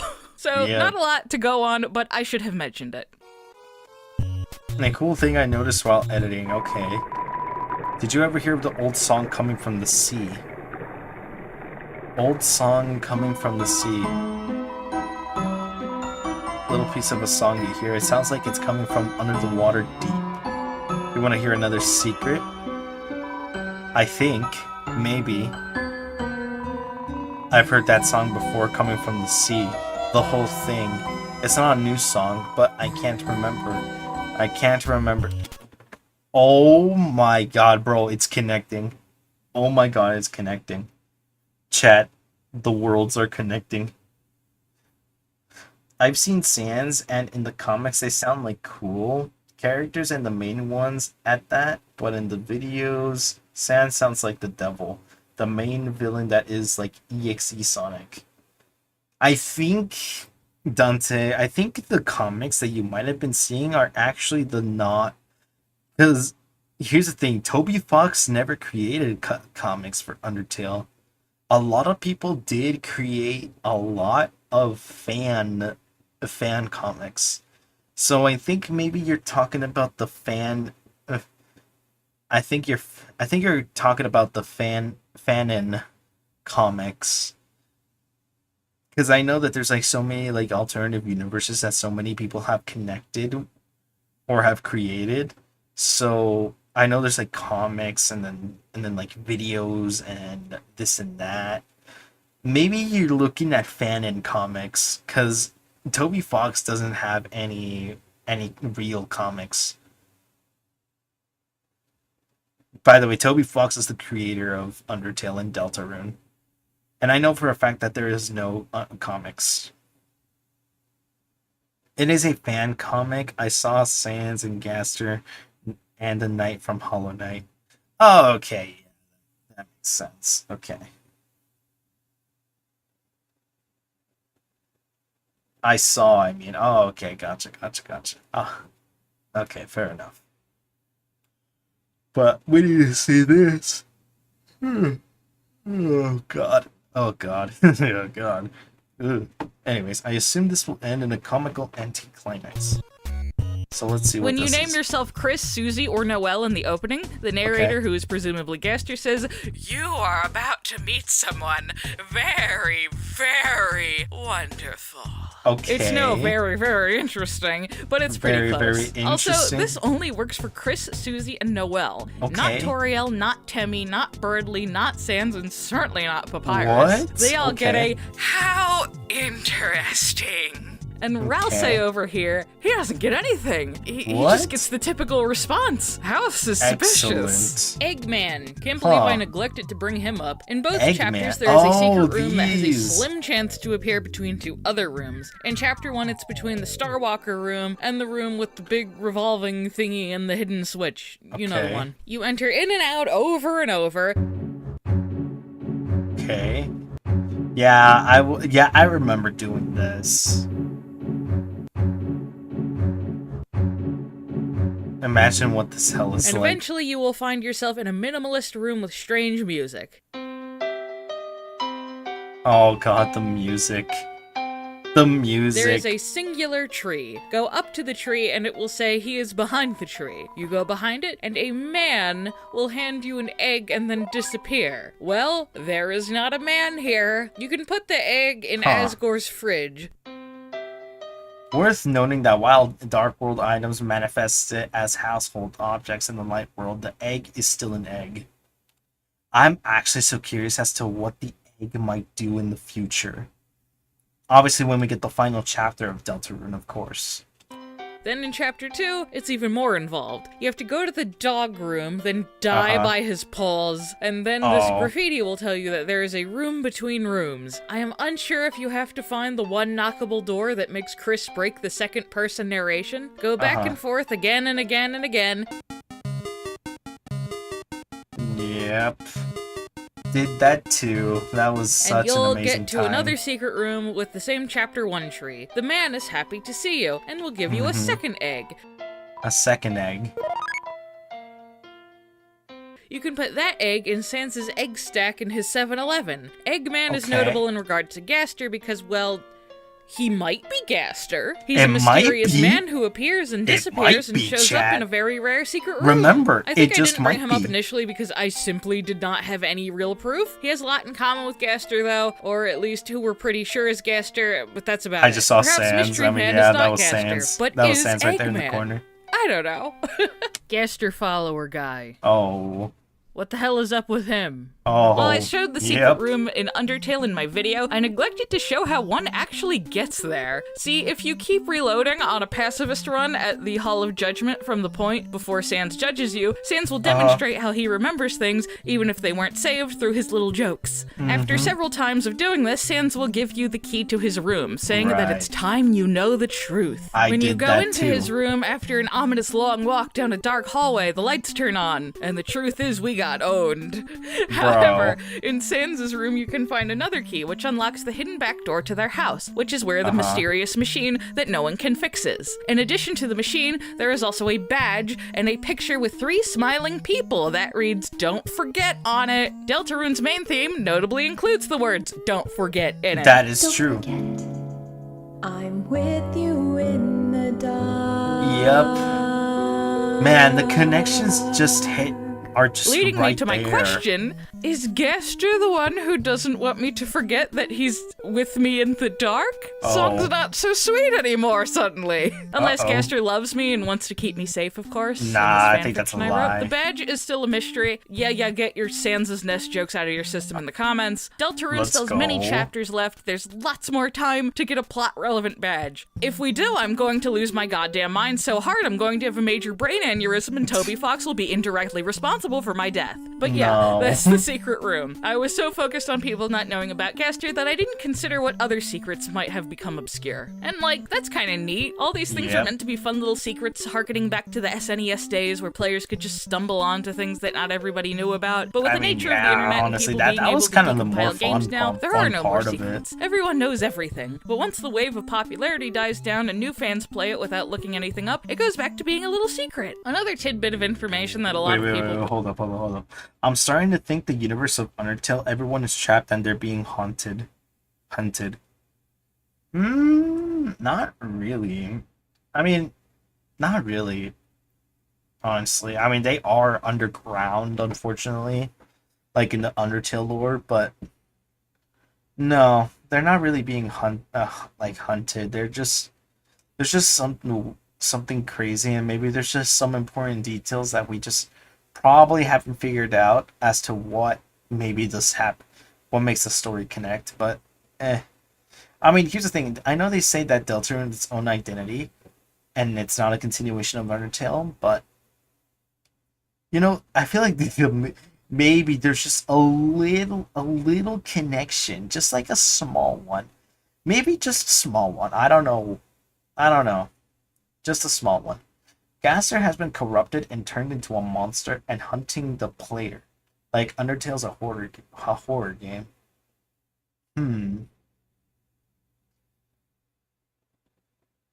I mean, considering that we are the player, we are the one doing the commands to the NPCs. I feel like maybe if we did like genocide and the weird route, which would be basically Snowgrave, maybe there would be like a Gaster influence. I'm not really too sure. I'm not too sure about that, but who knows? Who knows?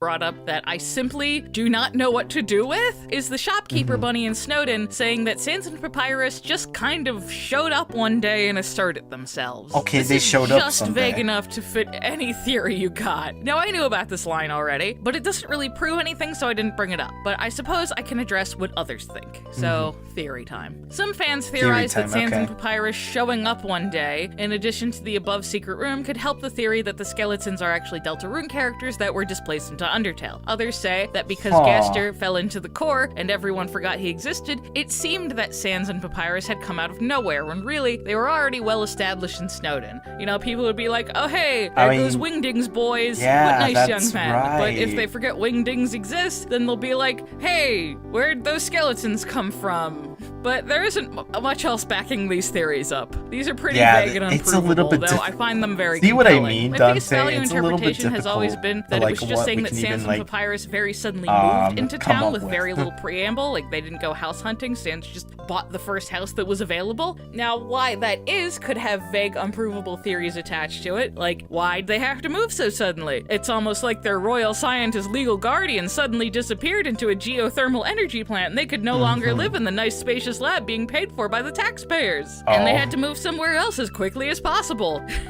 Yeah, I don't know about this one.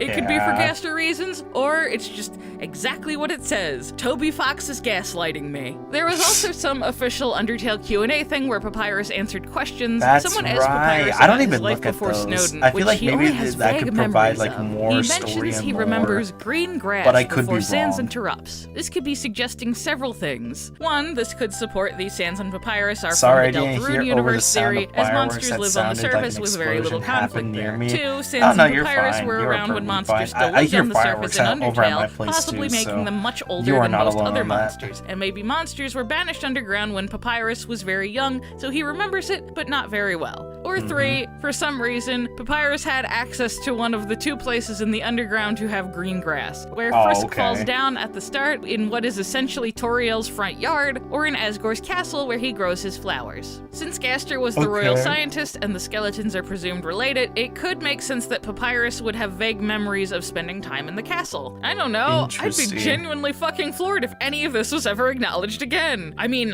I'd love it. Undertale and Deltarune have become some of the greatest joys of my life, and I will take anything Toby and his team want to put in front of me, but I don't know. So I'm sure I forgot something else. Some vague, unprovable theory about December holiday being lost in the dark world with Gaster, probably, because I can never do anything right the first time. But I don't think I will be... I've heard very little about this December person, but I know it was talked about during chapter 2. I know there was something about that. I'm pretty sure that there has to be something about that about December. So Gaster fell into the waters and died? No. Basically, kind of like in the story, it's more about how like Gaster just someday, like, because apparently there was like the royal god, like the royal scientist, and then like one day he just disappears. He just disappears out of the random. He doesn't fall into the water. He just randomly disappears one day. But I don't know how he might have disappeared, and that's why I'm trying to watch some of these. Delving into Wingdings again until the next chapters are out and we get more tidbits. I didn't want to talk about him at all again until chapter 3, but that's taking a little bit, so I just decided to make this. I'm trying to do more YouTube this year. It's my New Year's resolution, and the 4-hour Shazam video I'm working on is taking a bit longer than I wanted it to. I'm sure all the people watching my Gaster video will be so interested in that. Okay, that's all. Pray for Papyrus. Yep, okay. Okay, so definitely, yep. Okay, so now we need a Deltarune recap. Deltarune recap. We definitely need some recaps over here. So Deltarune, the recap. Okay, so there's a recap right there. So yeah, there's that. Deltarune. Oh god, no, don't explain the lore. I can't. No, stop. Okay, so here's a recap of chapters 1 and 2 before chapter 3 and 4 drop. Okay, well there's something that could definitely help. Deltarune chapters 3 and 4 are finally dropping. But be honest, do you even remember what the hell happened in the first 2 chapters? Well, if you played the game back in 2021, you probably don't. That's why I made a quick recap, so you don't have to replay the whole game again. Yep, I need a recap even though I played it last year. Alright, chapter 1. The game starts with you, Chris, waking up in your bedroom. Chris is Toriel's second child who's been adopted. The first one is Azriel, who's currently away from home and university. Chris lives in a town named Hometown. The college life is so original. Around the town, we will see many familiar faces from Undertale, since Deltarune, if you didn't know, takes place in a parallel universe. Yep, what did I say? It's a parallel universe, basically. That's what they made it. That's what it made it become. Toriel drives Chris to school, where we meet the only 3 characters that matter for now: Noelle, Birdly, and Susie, the local bully. Alphys, the teacher, gives Chris and Susie a side quest to find the missing chalk, only for you to find out that Susie is an average chalk enjoyer. Right. Naturally, Chris gets bullied for existing, and then they casually walk to the supply and then closet, we enter the dark world. Turns out to be a gateway to a dark world. Chris and Susie stumble upon Castletown, where they meet a mysterious figure who claims to be the prince of this kingdom. He tells you about a prophecy. Basically, there's the light world and dark worlds created by opening dark fountains. Too many active fountains threaten the balance, risking an apocalyptic event called the Roaring. And recently, a new fountain has appeared. To prevent disaster, 3 heroes must appear to seal that dark fountain and save the world. The conversation and apparently it's like there's like. And I know from the Spamton battle, apparently there has to be something about a heaven. Something about heaven. Is there like another like universe out there, like or probably like another like world that doesn't exist beyond the dark world? Because I know there's the light world and the dark world, but then Spamton was literally saying like, are you seeing this heaven? I'm about to let go of my strings and something like that. And so basically there's probably someone else out there, and it's probably all about maybe there's like a heavenly world. I don't know. I honestly don't know, but there's a chance.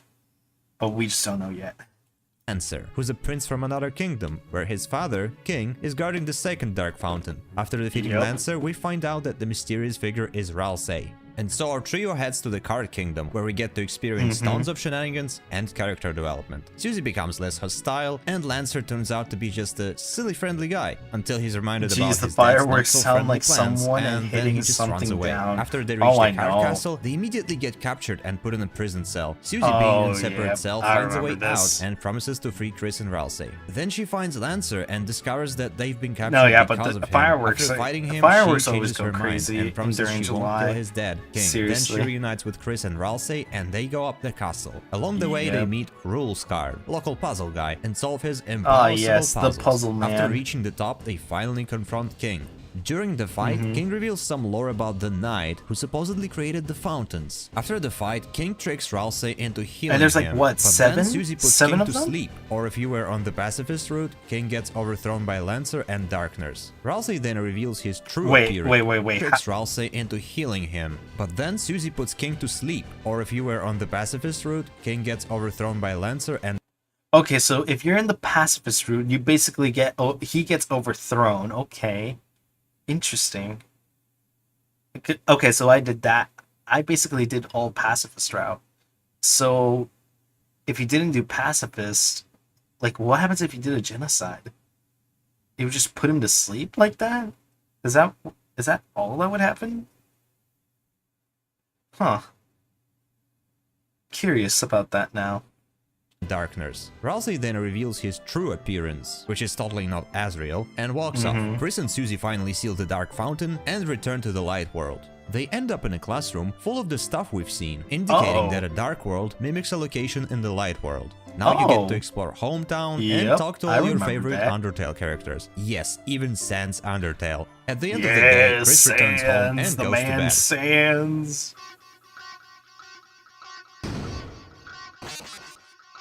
And I remember that ending. Yeah, that was so confusing when I saw it. I was like, bro, there's no way. There's just no way. Is this taking place in Undertale? Well, nope. As you can see, this is taking in Deltarune. This is all taking place in Deltarune.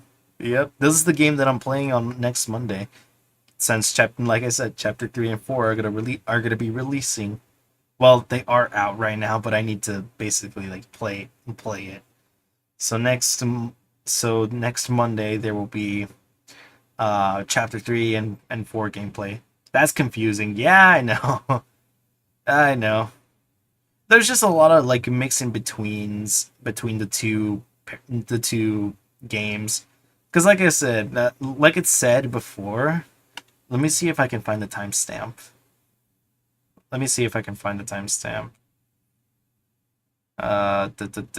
Yeah, so basically right here. If you didn't know, takes place in a parallel universe. Deltarune takes place like Undertale and Deltarune are like parallel universes. Like it's its own canon. It's its own canon and all that, so. Alright, so chapter 2. What do I need to know about chapter 2? What do I need to remember?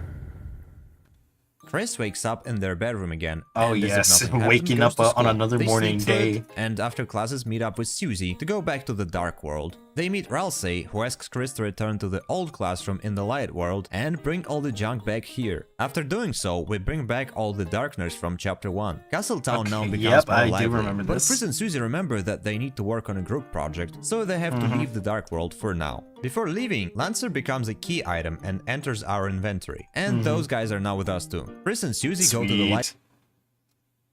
Deltarune and Undertale sound like they're the same universe for me. I mean, yeah, they kind of do sound like the same universe, but apparently they're parallels. But, you know, maybe they could be the same universe. Who knows? We'll just have to see. We'll just have to see, like, later throughout the line, because if I remember correctly, there's like 7 or 8 chapters. And currently there's only 4 available, so we need to figure out what will happen in the future chapters. Library, where they're supposed to meet with Noelle and Birdly. Remember those guys? We find out that nobody is there and the computer lab is now a portal to another dark world. After they walk for a bit, they see Noelle. She gets captured by Queen, unhinged ruler of this cyber world. Noelle gets taken away and we meet Ralsei again, who's going to help with I'm our hearing search. peak While music exploring right the now. cyber world, we get to experience a lot of fun things like playing rhythm games, fighting Queen on an arcade machine, spelling words, riding a roller coaster, and looks like Queen finally managed to convince convince Noelle to be on her side, kind of. But then Birdley appears, and he turns out to be more loyal to Queen, so we fight him instead. After it's over, we fall down on a pile of trash and continue until Ralsei decides to split off. Susie goes with Ralsei, and we continue our journey alone for now. Soon we see Noelle, who's trying to hide from Queen, and Queen, who's trying to hide from Birdley, because he's that annoying. Anyway, after Queen leaves, Noelle joins the party. And then we have a few more funny encounters with Queen and Birdley that don't really contribute to the story. While talking to Noelle, we get to know some parts of Chris's childhood before the events of the game. Eventually, we finally get to the Queen's castle. Yes, but Chris she captures eating moss. everyone, except Best Ralsei, because she didn't have storyline. enough cages. When Chris wakes up, Queen tells us that their prison cell has objects that are perfectly suited to their interests, based on their search history, of course. Inspecting these objects tells us more about Chris's past. Lancer, who's been in our inventory this whole time, jumps out and opens the cage. When we go outside, we can see Lancer and Susie talking. Turns out Lancer doesn't feel so good, and now we need to find Ralsei to heal him. And Noelle seems to be missing. Oh, and Birdley is here too. When we meet Ralsei, we who's now learn Queen's butler, backstories. apparently, it seems that it's too late, and Lancer turns into stone. But Ralsei explains that it's because Lancer does not belong to this dark world. The only way to revive him is to return to Castletown, because its fountain is made of pure darkness, and as long as it's flowing, any darkener can live there. While exploring Queen's castle, the party splits off again. This time Birdley and Susie stick together to rescue Noelle. Chris and Ralsei continue forward and encounter Rule's card again. Oh god, in a fun minigame. Meanwhile, Hello Susie there, Frisk. finally finds Welcome Noelle to the and stream. they catch up while riding on a Ferris wheel. I guess it's safe to say there is something more than friendship between them. Noelle stays at the top while so Susie true. jumps off to Chris and Ralsei. That's so it's time to true. fight Queen. This time Queen uses Birdley against his will during the battle, but he eventually escapes and Queen runs off. When we go after her, she drops some lore about the night and this dark world. We free Noelle again, and it's time to fight the final boss, Mecha Queen. At the end of the fight, Queen realizes that she can't force anyone to be happy, and Noelle starts to question whether this world is better than the real one. Queen runs out of battery power, but before shutting off, she mentions the pin she gave to Noelle that can create a new dark fountain. Soon Birdley appears, and as an apology to Noelle, he tries to make a new fountain with his cool blade. But Ralsei stops him immediately, explaining what would happen if he did that. And that's when we learn more about the Rory, an Well, we got apocalyptic some event that will happen when Undertales too many now, dark so we got fountains are Frisk opened. and The Titans will Kara. appear from the fountains there. and Welcome to the destroy stream. everything. Darkness will turn Just a into bunch of statues, and Lightners will get lost eternally in an endless night. After hearing all that, everyone, including Queen, now realize the importance of sealing fountains and the danger of creating new ones. Queen says goodbye to everyone, and the group finally seals the fountain, returning to the light world. They wake up in the computer lab, but Noelle and Birdley think it was just a dream. Now we can bring all the stuff from the computer lab to Castletown, so we can talk to all the Darkners. Then we also get to talk to people in Hometown again, which reveals some interesting details about their daily life and some teasers for the next chapters. Oh, and there's also this bunker that's definitely not related to... But we're not going there today. At the very end, when we return home, something interesting happens. Toriel calls the police. Apparently there's someone going around and slashing tires. But after everyone falls asleep in the living room, Chris just like in the end of the first chapter, took Chris out the takes soul. their heart out, opens the door, Takes the soul. turns on the TV, and stabs the knife in the ground, creating a new dark fountain. And then we see the smiling TV that might be hinting at the next chapter's bad guy. Okay, that was the quickest recap I could do without sacrificing any major points. Well, you know, in the story. who even knows if it could be a villain? Because so chapter 1 definitely was a villain. It was a villain. I mean, the king was heartless.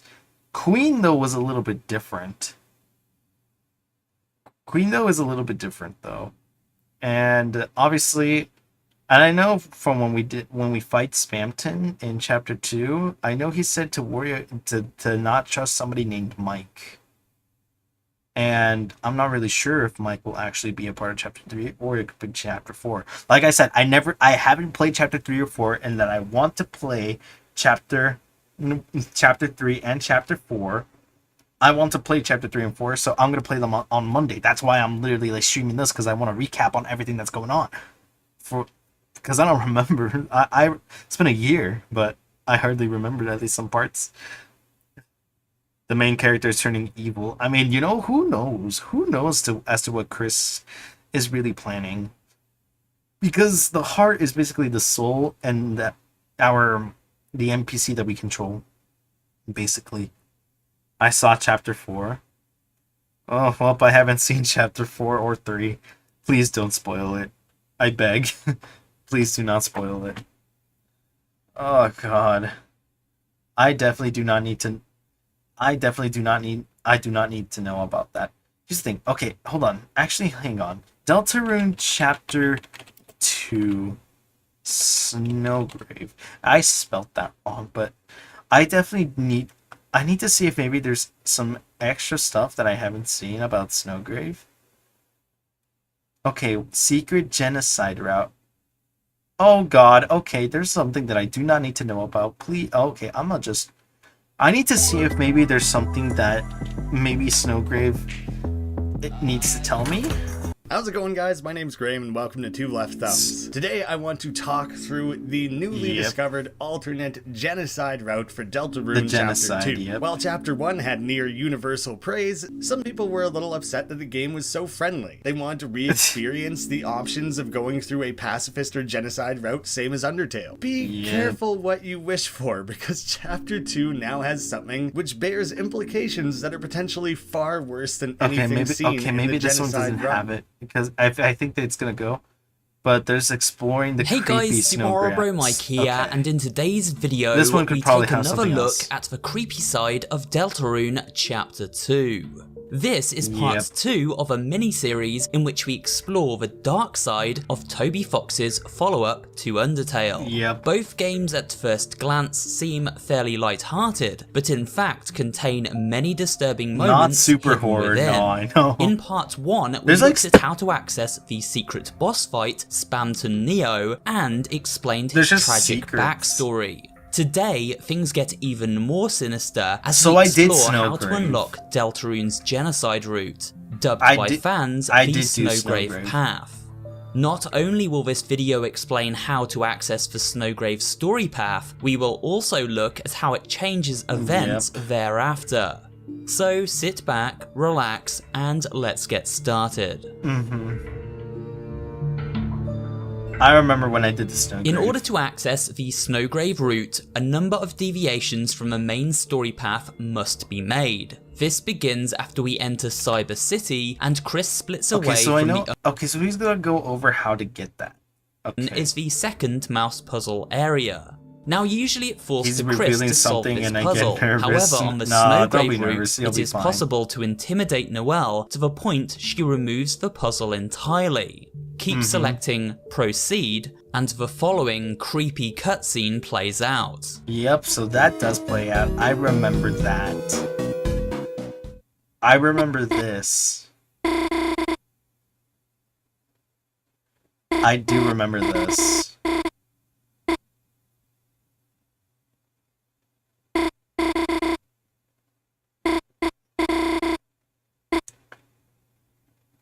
Proceed, yeah, you just keep pressing proceed. And then all of a sudden it just goes to... It literally just... Bam.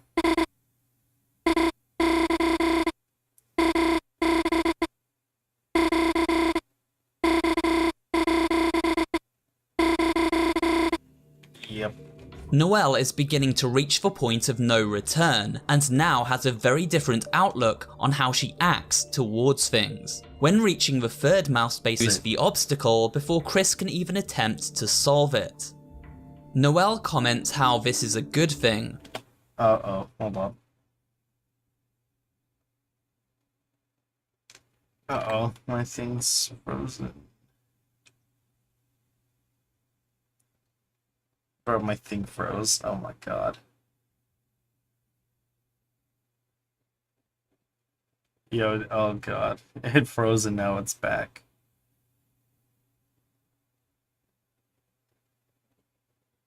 Yeah, it's back. Okay, cool. Okay, cool. Solving puzzles by herself, taking new things for herself, and defeating enemies by herself. Yeah, she feels stronger each time, yet does not remember the horrific thing she has done to achieve said power. But Noelle convinces herself if Chris tells her to do something, then she should do it. Once all enemies from the city are dealt with, we must return to Spamton's dumpster, where in return for our killing spree, he rewards Noelle with a new ring. This one is labelled Thorn Ring. equip it, and continue to the final stage His voice is of getting the cut out. Snowgrave route. That's not good. Hold on. Upon meeting Birdly for the second time and preparing to battle him, things feel far more sinister than on a typical Deltarune playthrough. Noelle is reluctant, but must obey Chris and so prepares to kill her friend. It says it's running perfectly fine.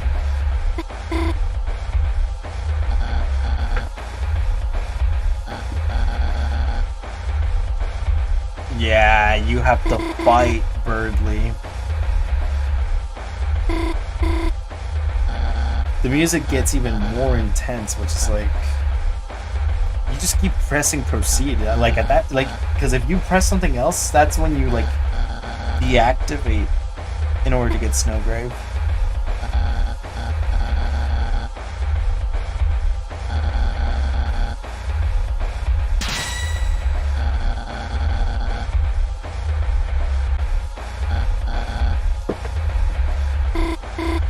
The stream's audio is cutting. Wait, what? Seriously? Is it actually? During the Birdly battle, he will only perform a handful of attacks. Why is the stream audio cutting out? Bro, what is happening? Okay, can you hear me clear at least? Can you hear me clearly? Or no?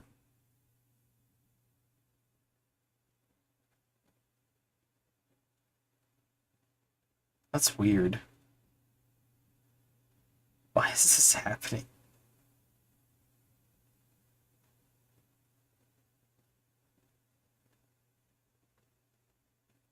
Uh-oh.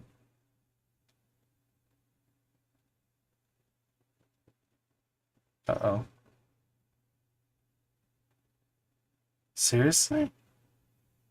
That's strange. I hear you, then it cuts the sound off, then I hear you again, it cuts again. Interesting.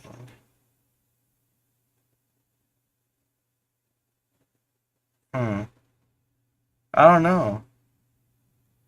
That's a little interesting. I mean, either way, there's probably some captions as well, so maybe it could help out. Attacks. However, they are more deadly and harder to avoid than his usual roster of abilities. There is no point attacking Birdly, so instead defend as both Noelle and Chris up their TP meter until it reaches its maximum level. Thanks to the Thorn Ring, Noelle has access to a new magic attack known as Snowgrave. Upon selecting this ability, Noelle initially refuses Chris's command, proclaiming she does not know what they are talking about. As we continue to demand she uses the Snowgrave, Noelle grows more and more pained, pleading for us to stop. But eventually, she gives up her struggle, and the following sequence plays out.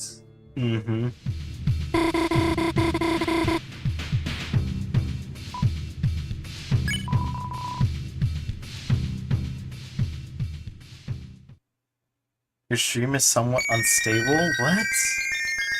Oh my god. Everything is working perfectly fine. And then everything just goes to this.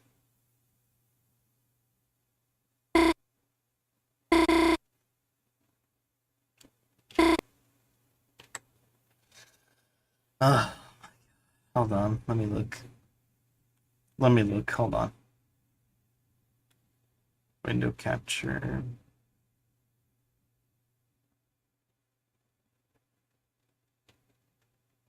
I left and came back and now it's fine. Huh. It's weird. That is strange. Yeah, so then the Snowgrave. It's not cutting anymore. Maybe it's probably just cutting on your end. Maybe. I'll probably check the stream later after I'm done. I'm probably gonna end in probably 30 minutes, most likely. But yeah. Basically, yeah. Snowgrave happens. Oh god, now what? Hold on. Hold on, let me see something really quickly. we having internet issues? Am I having internet issues or what's going on? On my end, it's fine.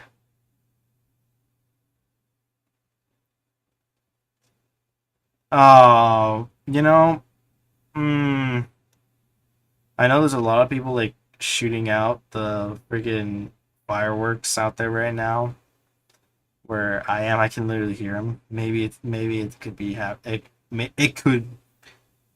it could be with something about that. I'm not too sure.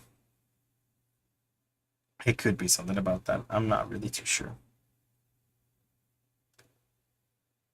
It's possible, but I'm not too sure. Interesting. Yeah. I do remember. Okay, now I remember most of the events. What about? Hold on. Jevil. Jevil back. Jevil story. Jevil's insanity explained with Deltarune and Undertale theory. The tragedy of Jevil. Okay, nothing is loading. Uh-oh. Oh, there it is. Okay. Interesting.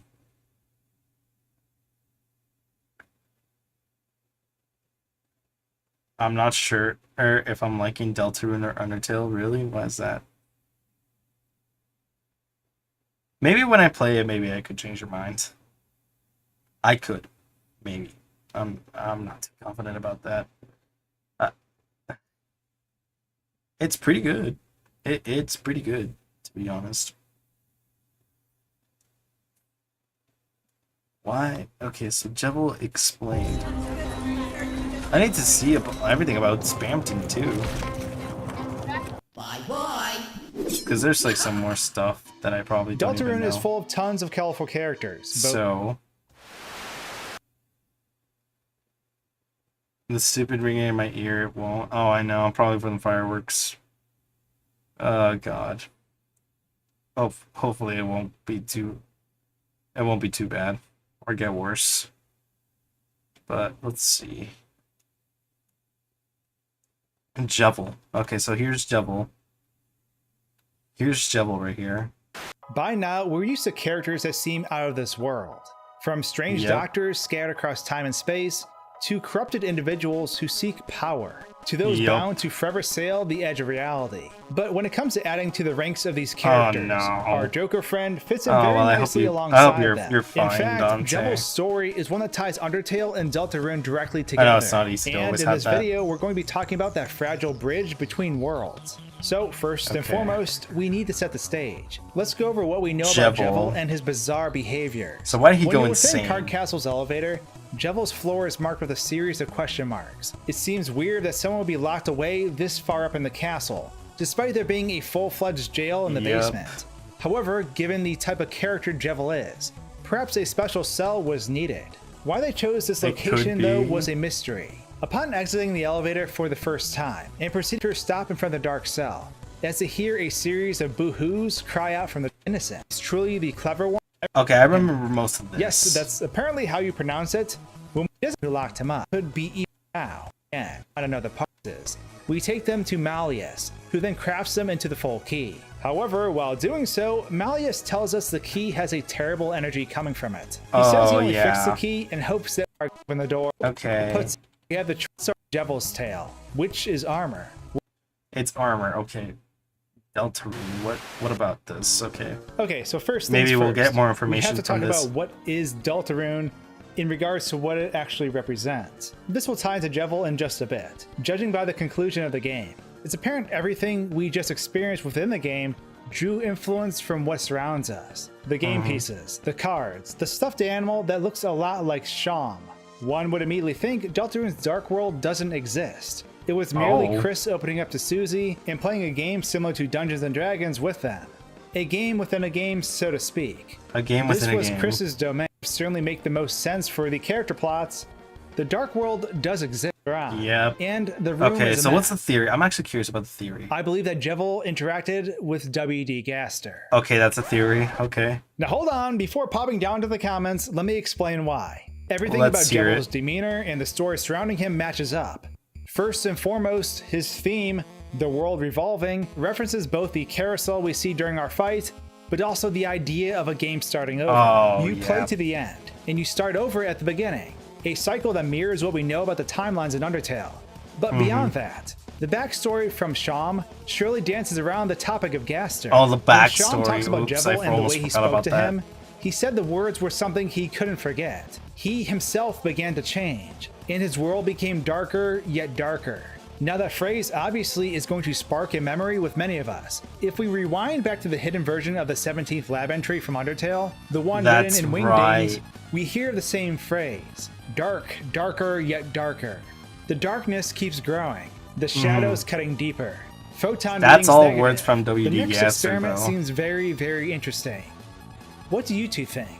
We know those who follow Gaster question their own existence by how Goner Kid reacts. Anyone who has ever had direct contact with Gaster, following his accident, seems to lose themselves. If Jevil were to truly be going insane, and speak about things from a game perspective, that means he knows what Gaster knows. He can see the world for what it is, a game world. He knows we have HP, similar to how Kara identified that same stat. But the reason why Jevil is insane He's self-aware. and Sham is not is because he heard it directly from Gaster himself. Having someone show you the secrets of the world versus someone merely telling you about them are two different things. It's why some people argue that ghosts and UFOs exist, while others won't believe it unless they experience it themselves. But it goes even deeper. During Jevil's fight, we have the rare chance of encountering Everyman, who was the character that would appear in Reaper Bird's attacks in Undertale. Reaper Bird and Everyman were amalgamates created in the True Lab, the lab that Gaster once resided in.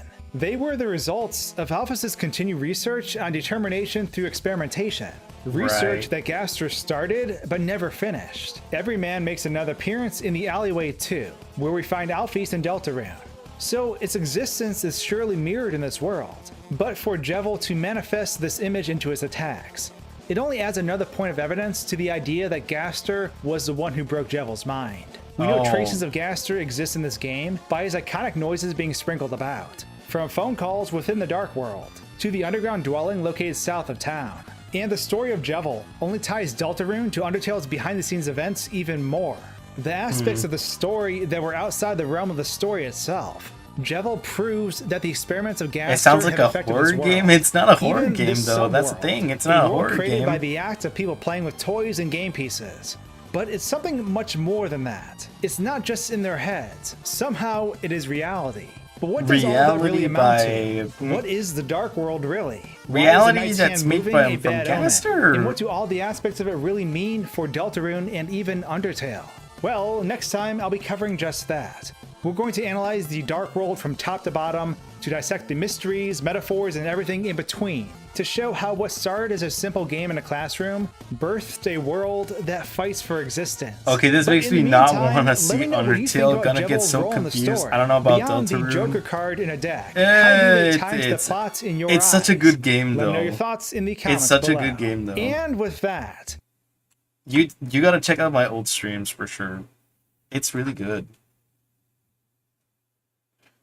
All about Kara. Oh god. Hidden lore that I don't know about. Spamton's Insanity Explained. I'll try. It's a really good game. 6 years ago, one of the most bizarre, It's a really good heartwarming, game. and thought-provoking games hit the web. But it wasn't just the experience that hooked us. So the insanity that went.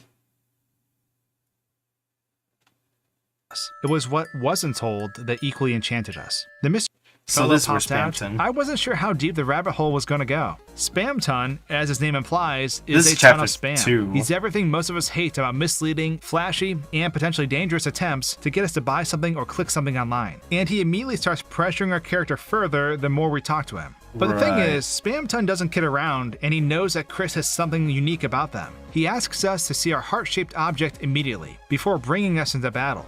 Once we begin fighting, Spamton doubles down by saying, quote, "I've never seen a heart-shaped object like that before." Spamton says he used to be a big shot, and now he needs generosity because he's hit rock bottom essentially.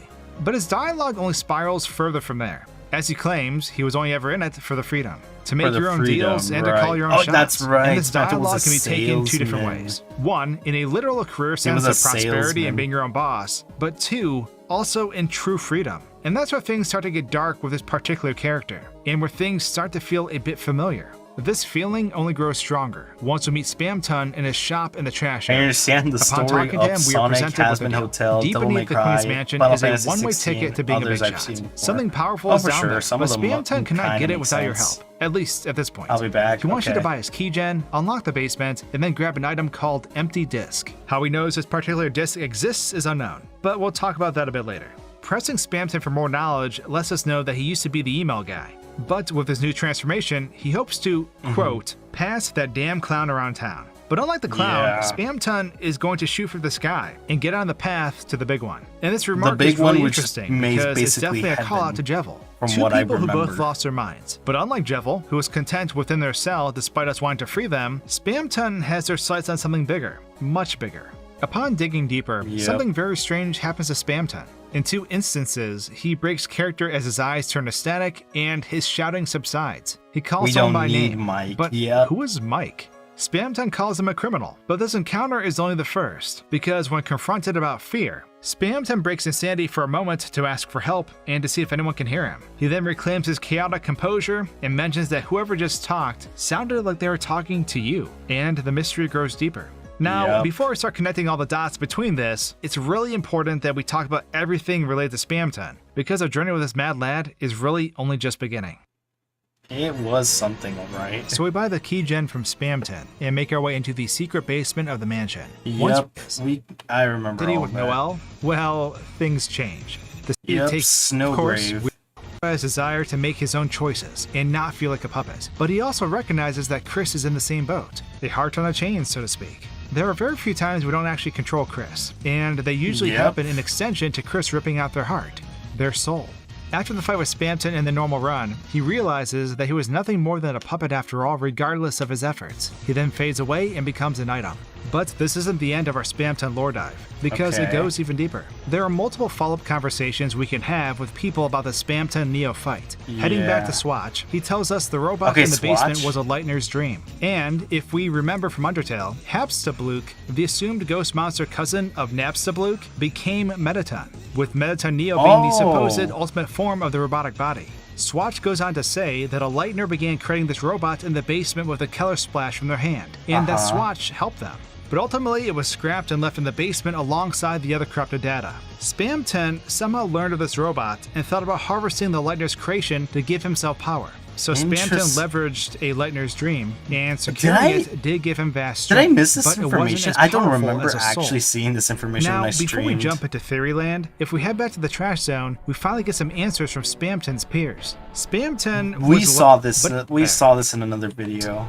In it too. It's just like Jevil and it reeks of Gaster. And to further solidify this connection with a mysterious scientist, we need to stumble upon a room that doesn't exist. Heading back to Cyber City, it's possible to find a room between rooms. This is something we're familiar with from Chapter 1. And in this room, we get murdered by the annoying dog. Honestly, this caught me off guard so hard I couldn't stop laughing, because I used to own one of those silly cars as a kid. This spits us into a similar game over screen for Undertale, surprisingly. But upon re-entering this area, the room is flipped and we find our mysterious man behind the tree again. Just like in Chapter 1, this mysterious figure gives us an egg, and then we are reminded that they were never there. But if we pull out our phone and make a call, well, we are left with garbage noise on the other end. A sound we are so familiar with hearing since it persists all over the dark world through our phone. A sound from the 17th hidden entry, but a sound that haunted Spamton as well. Gaster, or the mysterious interferer, snapped the mind of Spamton just like he did Jevil, and the connections are a lot more clearer than they were before. It's almost like these two individuals made a deal with the devil. I'm not saying I understand Gaster's stance on anything, since we know so little about him, but each person he's interacted with has gained remarkable abilities and knowledge at the cost of everything. Once these individuals realize the truth about their game world, each one broke in a different way. Jevil knows about stats, and can spawn that creepy True Lab Everyman during his fight that's from Undertale. Something only the royal scientists are normally familiar with. And Spamton, he's trying to outrun the darkness, to break out of it and escape his predetermined place in the world. That wasn't even on his radar before his mysterious encounter. Being a big shot meant something entirely different back then. Back in 1997. Yeah, 1997. I find this year really interesting because it comes up several times with Spamton. At this time, the internet was really starting to take off in terms of public use. For a person who lived a life mostly of failures, I really can only think of one reason the year would stick out above the rest. It was the year that he made the connection over the phone. The year his life turned around.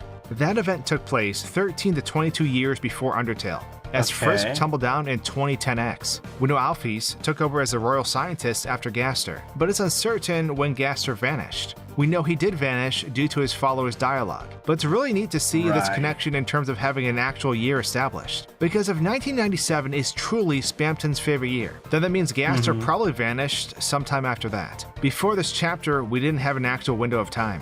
But I think the most powerful thing about Gaster's Spamton connection is that it's being channeled to Chris. Spamton has been by far the most in-your-face lore baiter when it comes to what we don't know about Undertale and Deltarune. And Chris's reaction to Spamton fading away to nothingness has them shook. Mind you, Gaster faded away in a similar manner, and to my knowledge, this effect isn't used too often in the games. But this is one of the only times where we get direct commentary on fear and uncertainty for the character we play. Lots of other times it's hush-hushed, like the encounter with the mysterious doors to the south of town. Given that Chris has been having crazy experiences with their desire to separate their soul from their body, and how Chris opened the new fountain within their own house, Chris has to be aware of their lack of control. And furthermore, it might be possible that Chris has already met Gaster prior to the start of the game. Maybe that makes Chris worse off than anyone else. Not only is their mind awakened to the truth about the world, but unlike Spamton and Jevil, Chris only has true consciousness a fraction of the time. He's rarely in control. But the murderous, knife-bearing Chris and the Chris who is scared in the basement might not be the same person mentally. It's hard to tell. Only Noelle also knows what it's like to be abusively controlled to do things they do not want to do. But she thinks it is Chris doing it. Spamton, as a character and identity, is really all because of the connection that was made with a mysterious phone person. Thinking about it, it makes me wonder if Spamton's real name is just Mike. Much like how Mettaton wasn't always Mettaton. Why would someone give themselves such a negative label right out the gate? Given that Spamton's sales were horrible, and that he had dreams he wanted to pursue, it sounds more like he turned to Spam and became Spamton once he realized how effective it was. He even tried mimicking the look of the swatches to be more appealing. Spam. A degrading but swift shortcut to the top. It's the monster that he became. And for those brief moments when he talks in letters that aren't all capitals, it makes me wonder if it is Mike shining through. But given that Mike is brought up when Friends is selected, maybe that isn't the case, which we'll touch on in a second. Spamton, I can't help but think that his responses are redacted too, similar to the Gaster hints that we are familiar with. Anytime he tries to talk about something directly, it's just a blocked hyperlink. And if Gaster was truly spread across time and space, I always do this wonder entity what the hyperlink that understands the infinite loops of a game's cycle and what the future holds, this insider information would make perfect sense as to why Spamton became an instant all-star. He knew what would be effective by what had already worked in the future. But on the flip side, that would mean that Gaster had already seemingly disappeared once before, and that the disappearance we're aware of could be a second time. Although, that might not entirely make sense. This is all theory crafting, of course, and just to get the gears going in your head. But one last thing I want to add, since we're on the topic of phones, and a crazy man who has phones for hands, is, beware of the man who speaks in hands. We know that phrase too well, and up until this point, I always thought it only meant wingdings, sign language, or something similar. But it wasn't until I saw Spamton having literal phones for hands did it get me thinking. I don't think phone hands Spamton as Gaster, but the fact that Spamton was corrupted by someone speaking to him through his hand while holding the phone is only another nod to Gaster. And now we might know how he does it. Could it be a chance phone call that changes someone's entire existence? I don't know. It could be. That is, assuming it was Gaster who broke Spamton. There is another side to the coin though. Who knows? And we played out the scenario where Spamton was unlikely Mike. But we still have one terrifying connection to add to all of this, as more things were discovered as I was making this video. Mike was Spamton's friend, and possibly the overarching villain in Chapter 3. Mike is known to be associated with Sans Undertale, bro. It says could that be the man on the Sans TV is a Undertale. criminal, and we shouldn't Welcome believe to it, stream, which though. is an odd remark, until Chris opens the dark fountain in their home, and we see a smile creep across the static of the TV. Now this alone is powerful, but it's not the end of the link, because 1997, you probably made it super Mike late, and but Big I'm just Shot trying have to something in remember common. everything that's like Undertale and Deltarune related, because I'm gonna play Chapter 3 next week. I haven't played it yet, so I'm honestly getting myself prepared and I need to remember Mike some of the Ditka, a events. football player turned pitchman, was commonly But found I think on air I'm selling remembering. various products. I think He I've got even a good opens up sense with of the almost commercial everything that calling I need. himself a big shot. Sure, out there on the gridiron, I'm the big shot. It's time to be a big shot. Be a big shot. Oh, dang. Video froze. Lol. Imagine. Sorry. Mike! So when the boss sends me to make groceries, I bring home the... Most of us are familiar with pitchmen like Billy Mays, Vince Offer, or Anthony Sullivan, who sold us all sorts of wacky products on TV. So this begs the question. Is Mike an actual character or just a TV commercial star? Spamton considered him a friend at some point, but it's unsure if Spamton's corruption ruined that friendship or if Mike ruined Spamton. Perhaps Gaster just got to them both. There's a lot hinting at Mike being the villain in Chapter 3 and the world taking place within television programming. But it's also possible that the smile on the television isn't Mike. Maybe the wrong number call we got in Undertale was Mike reaching out to Spamton. The G initial lines up. Those in the marketing world would have holding or disconnect music after all. But now that I shared the story of Spamton's downfall, how does... Oh my god, I swear. There's so much stuff that I need to see. Oh god. Oh, this is gonna... I swear. I feel like I'm ready. I feel like I'm ready for Chapter 3 now. My god, this is like so much to take in, but I think I remember most of it now. I think I remember most of the stuff that I need to know. I think that's enough. I think that is enough lore deep dive that I need to do. Yeah. Alright. I think I'll watch more probably later, probably on my off time. Oh god. I found Canon Fanon. I found a Canon Fanon Sans quote. Yo, imagine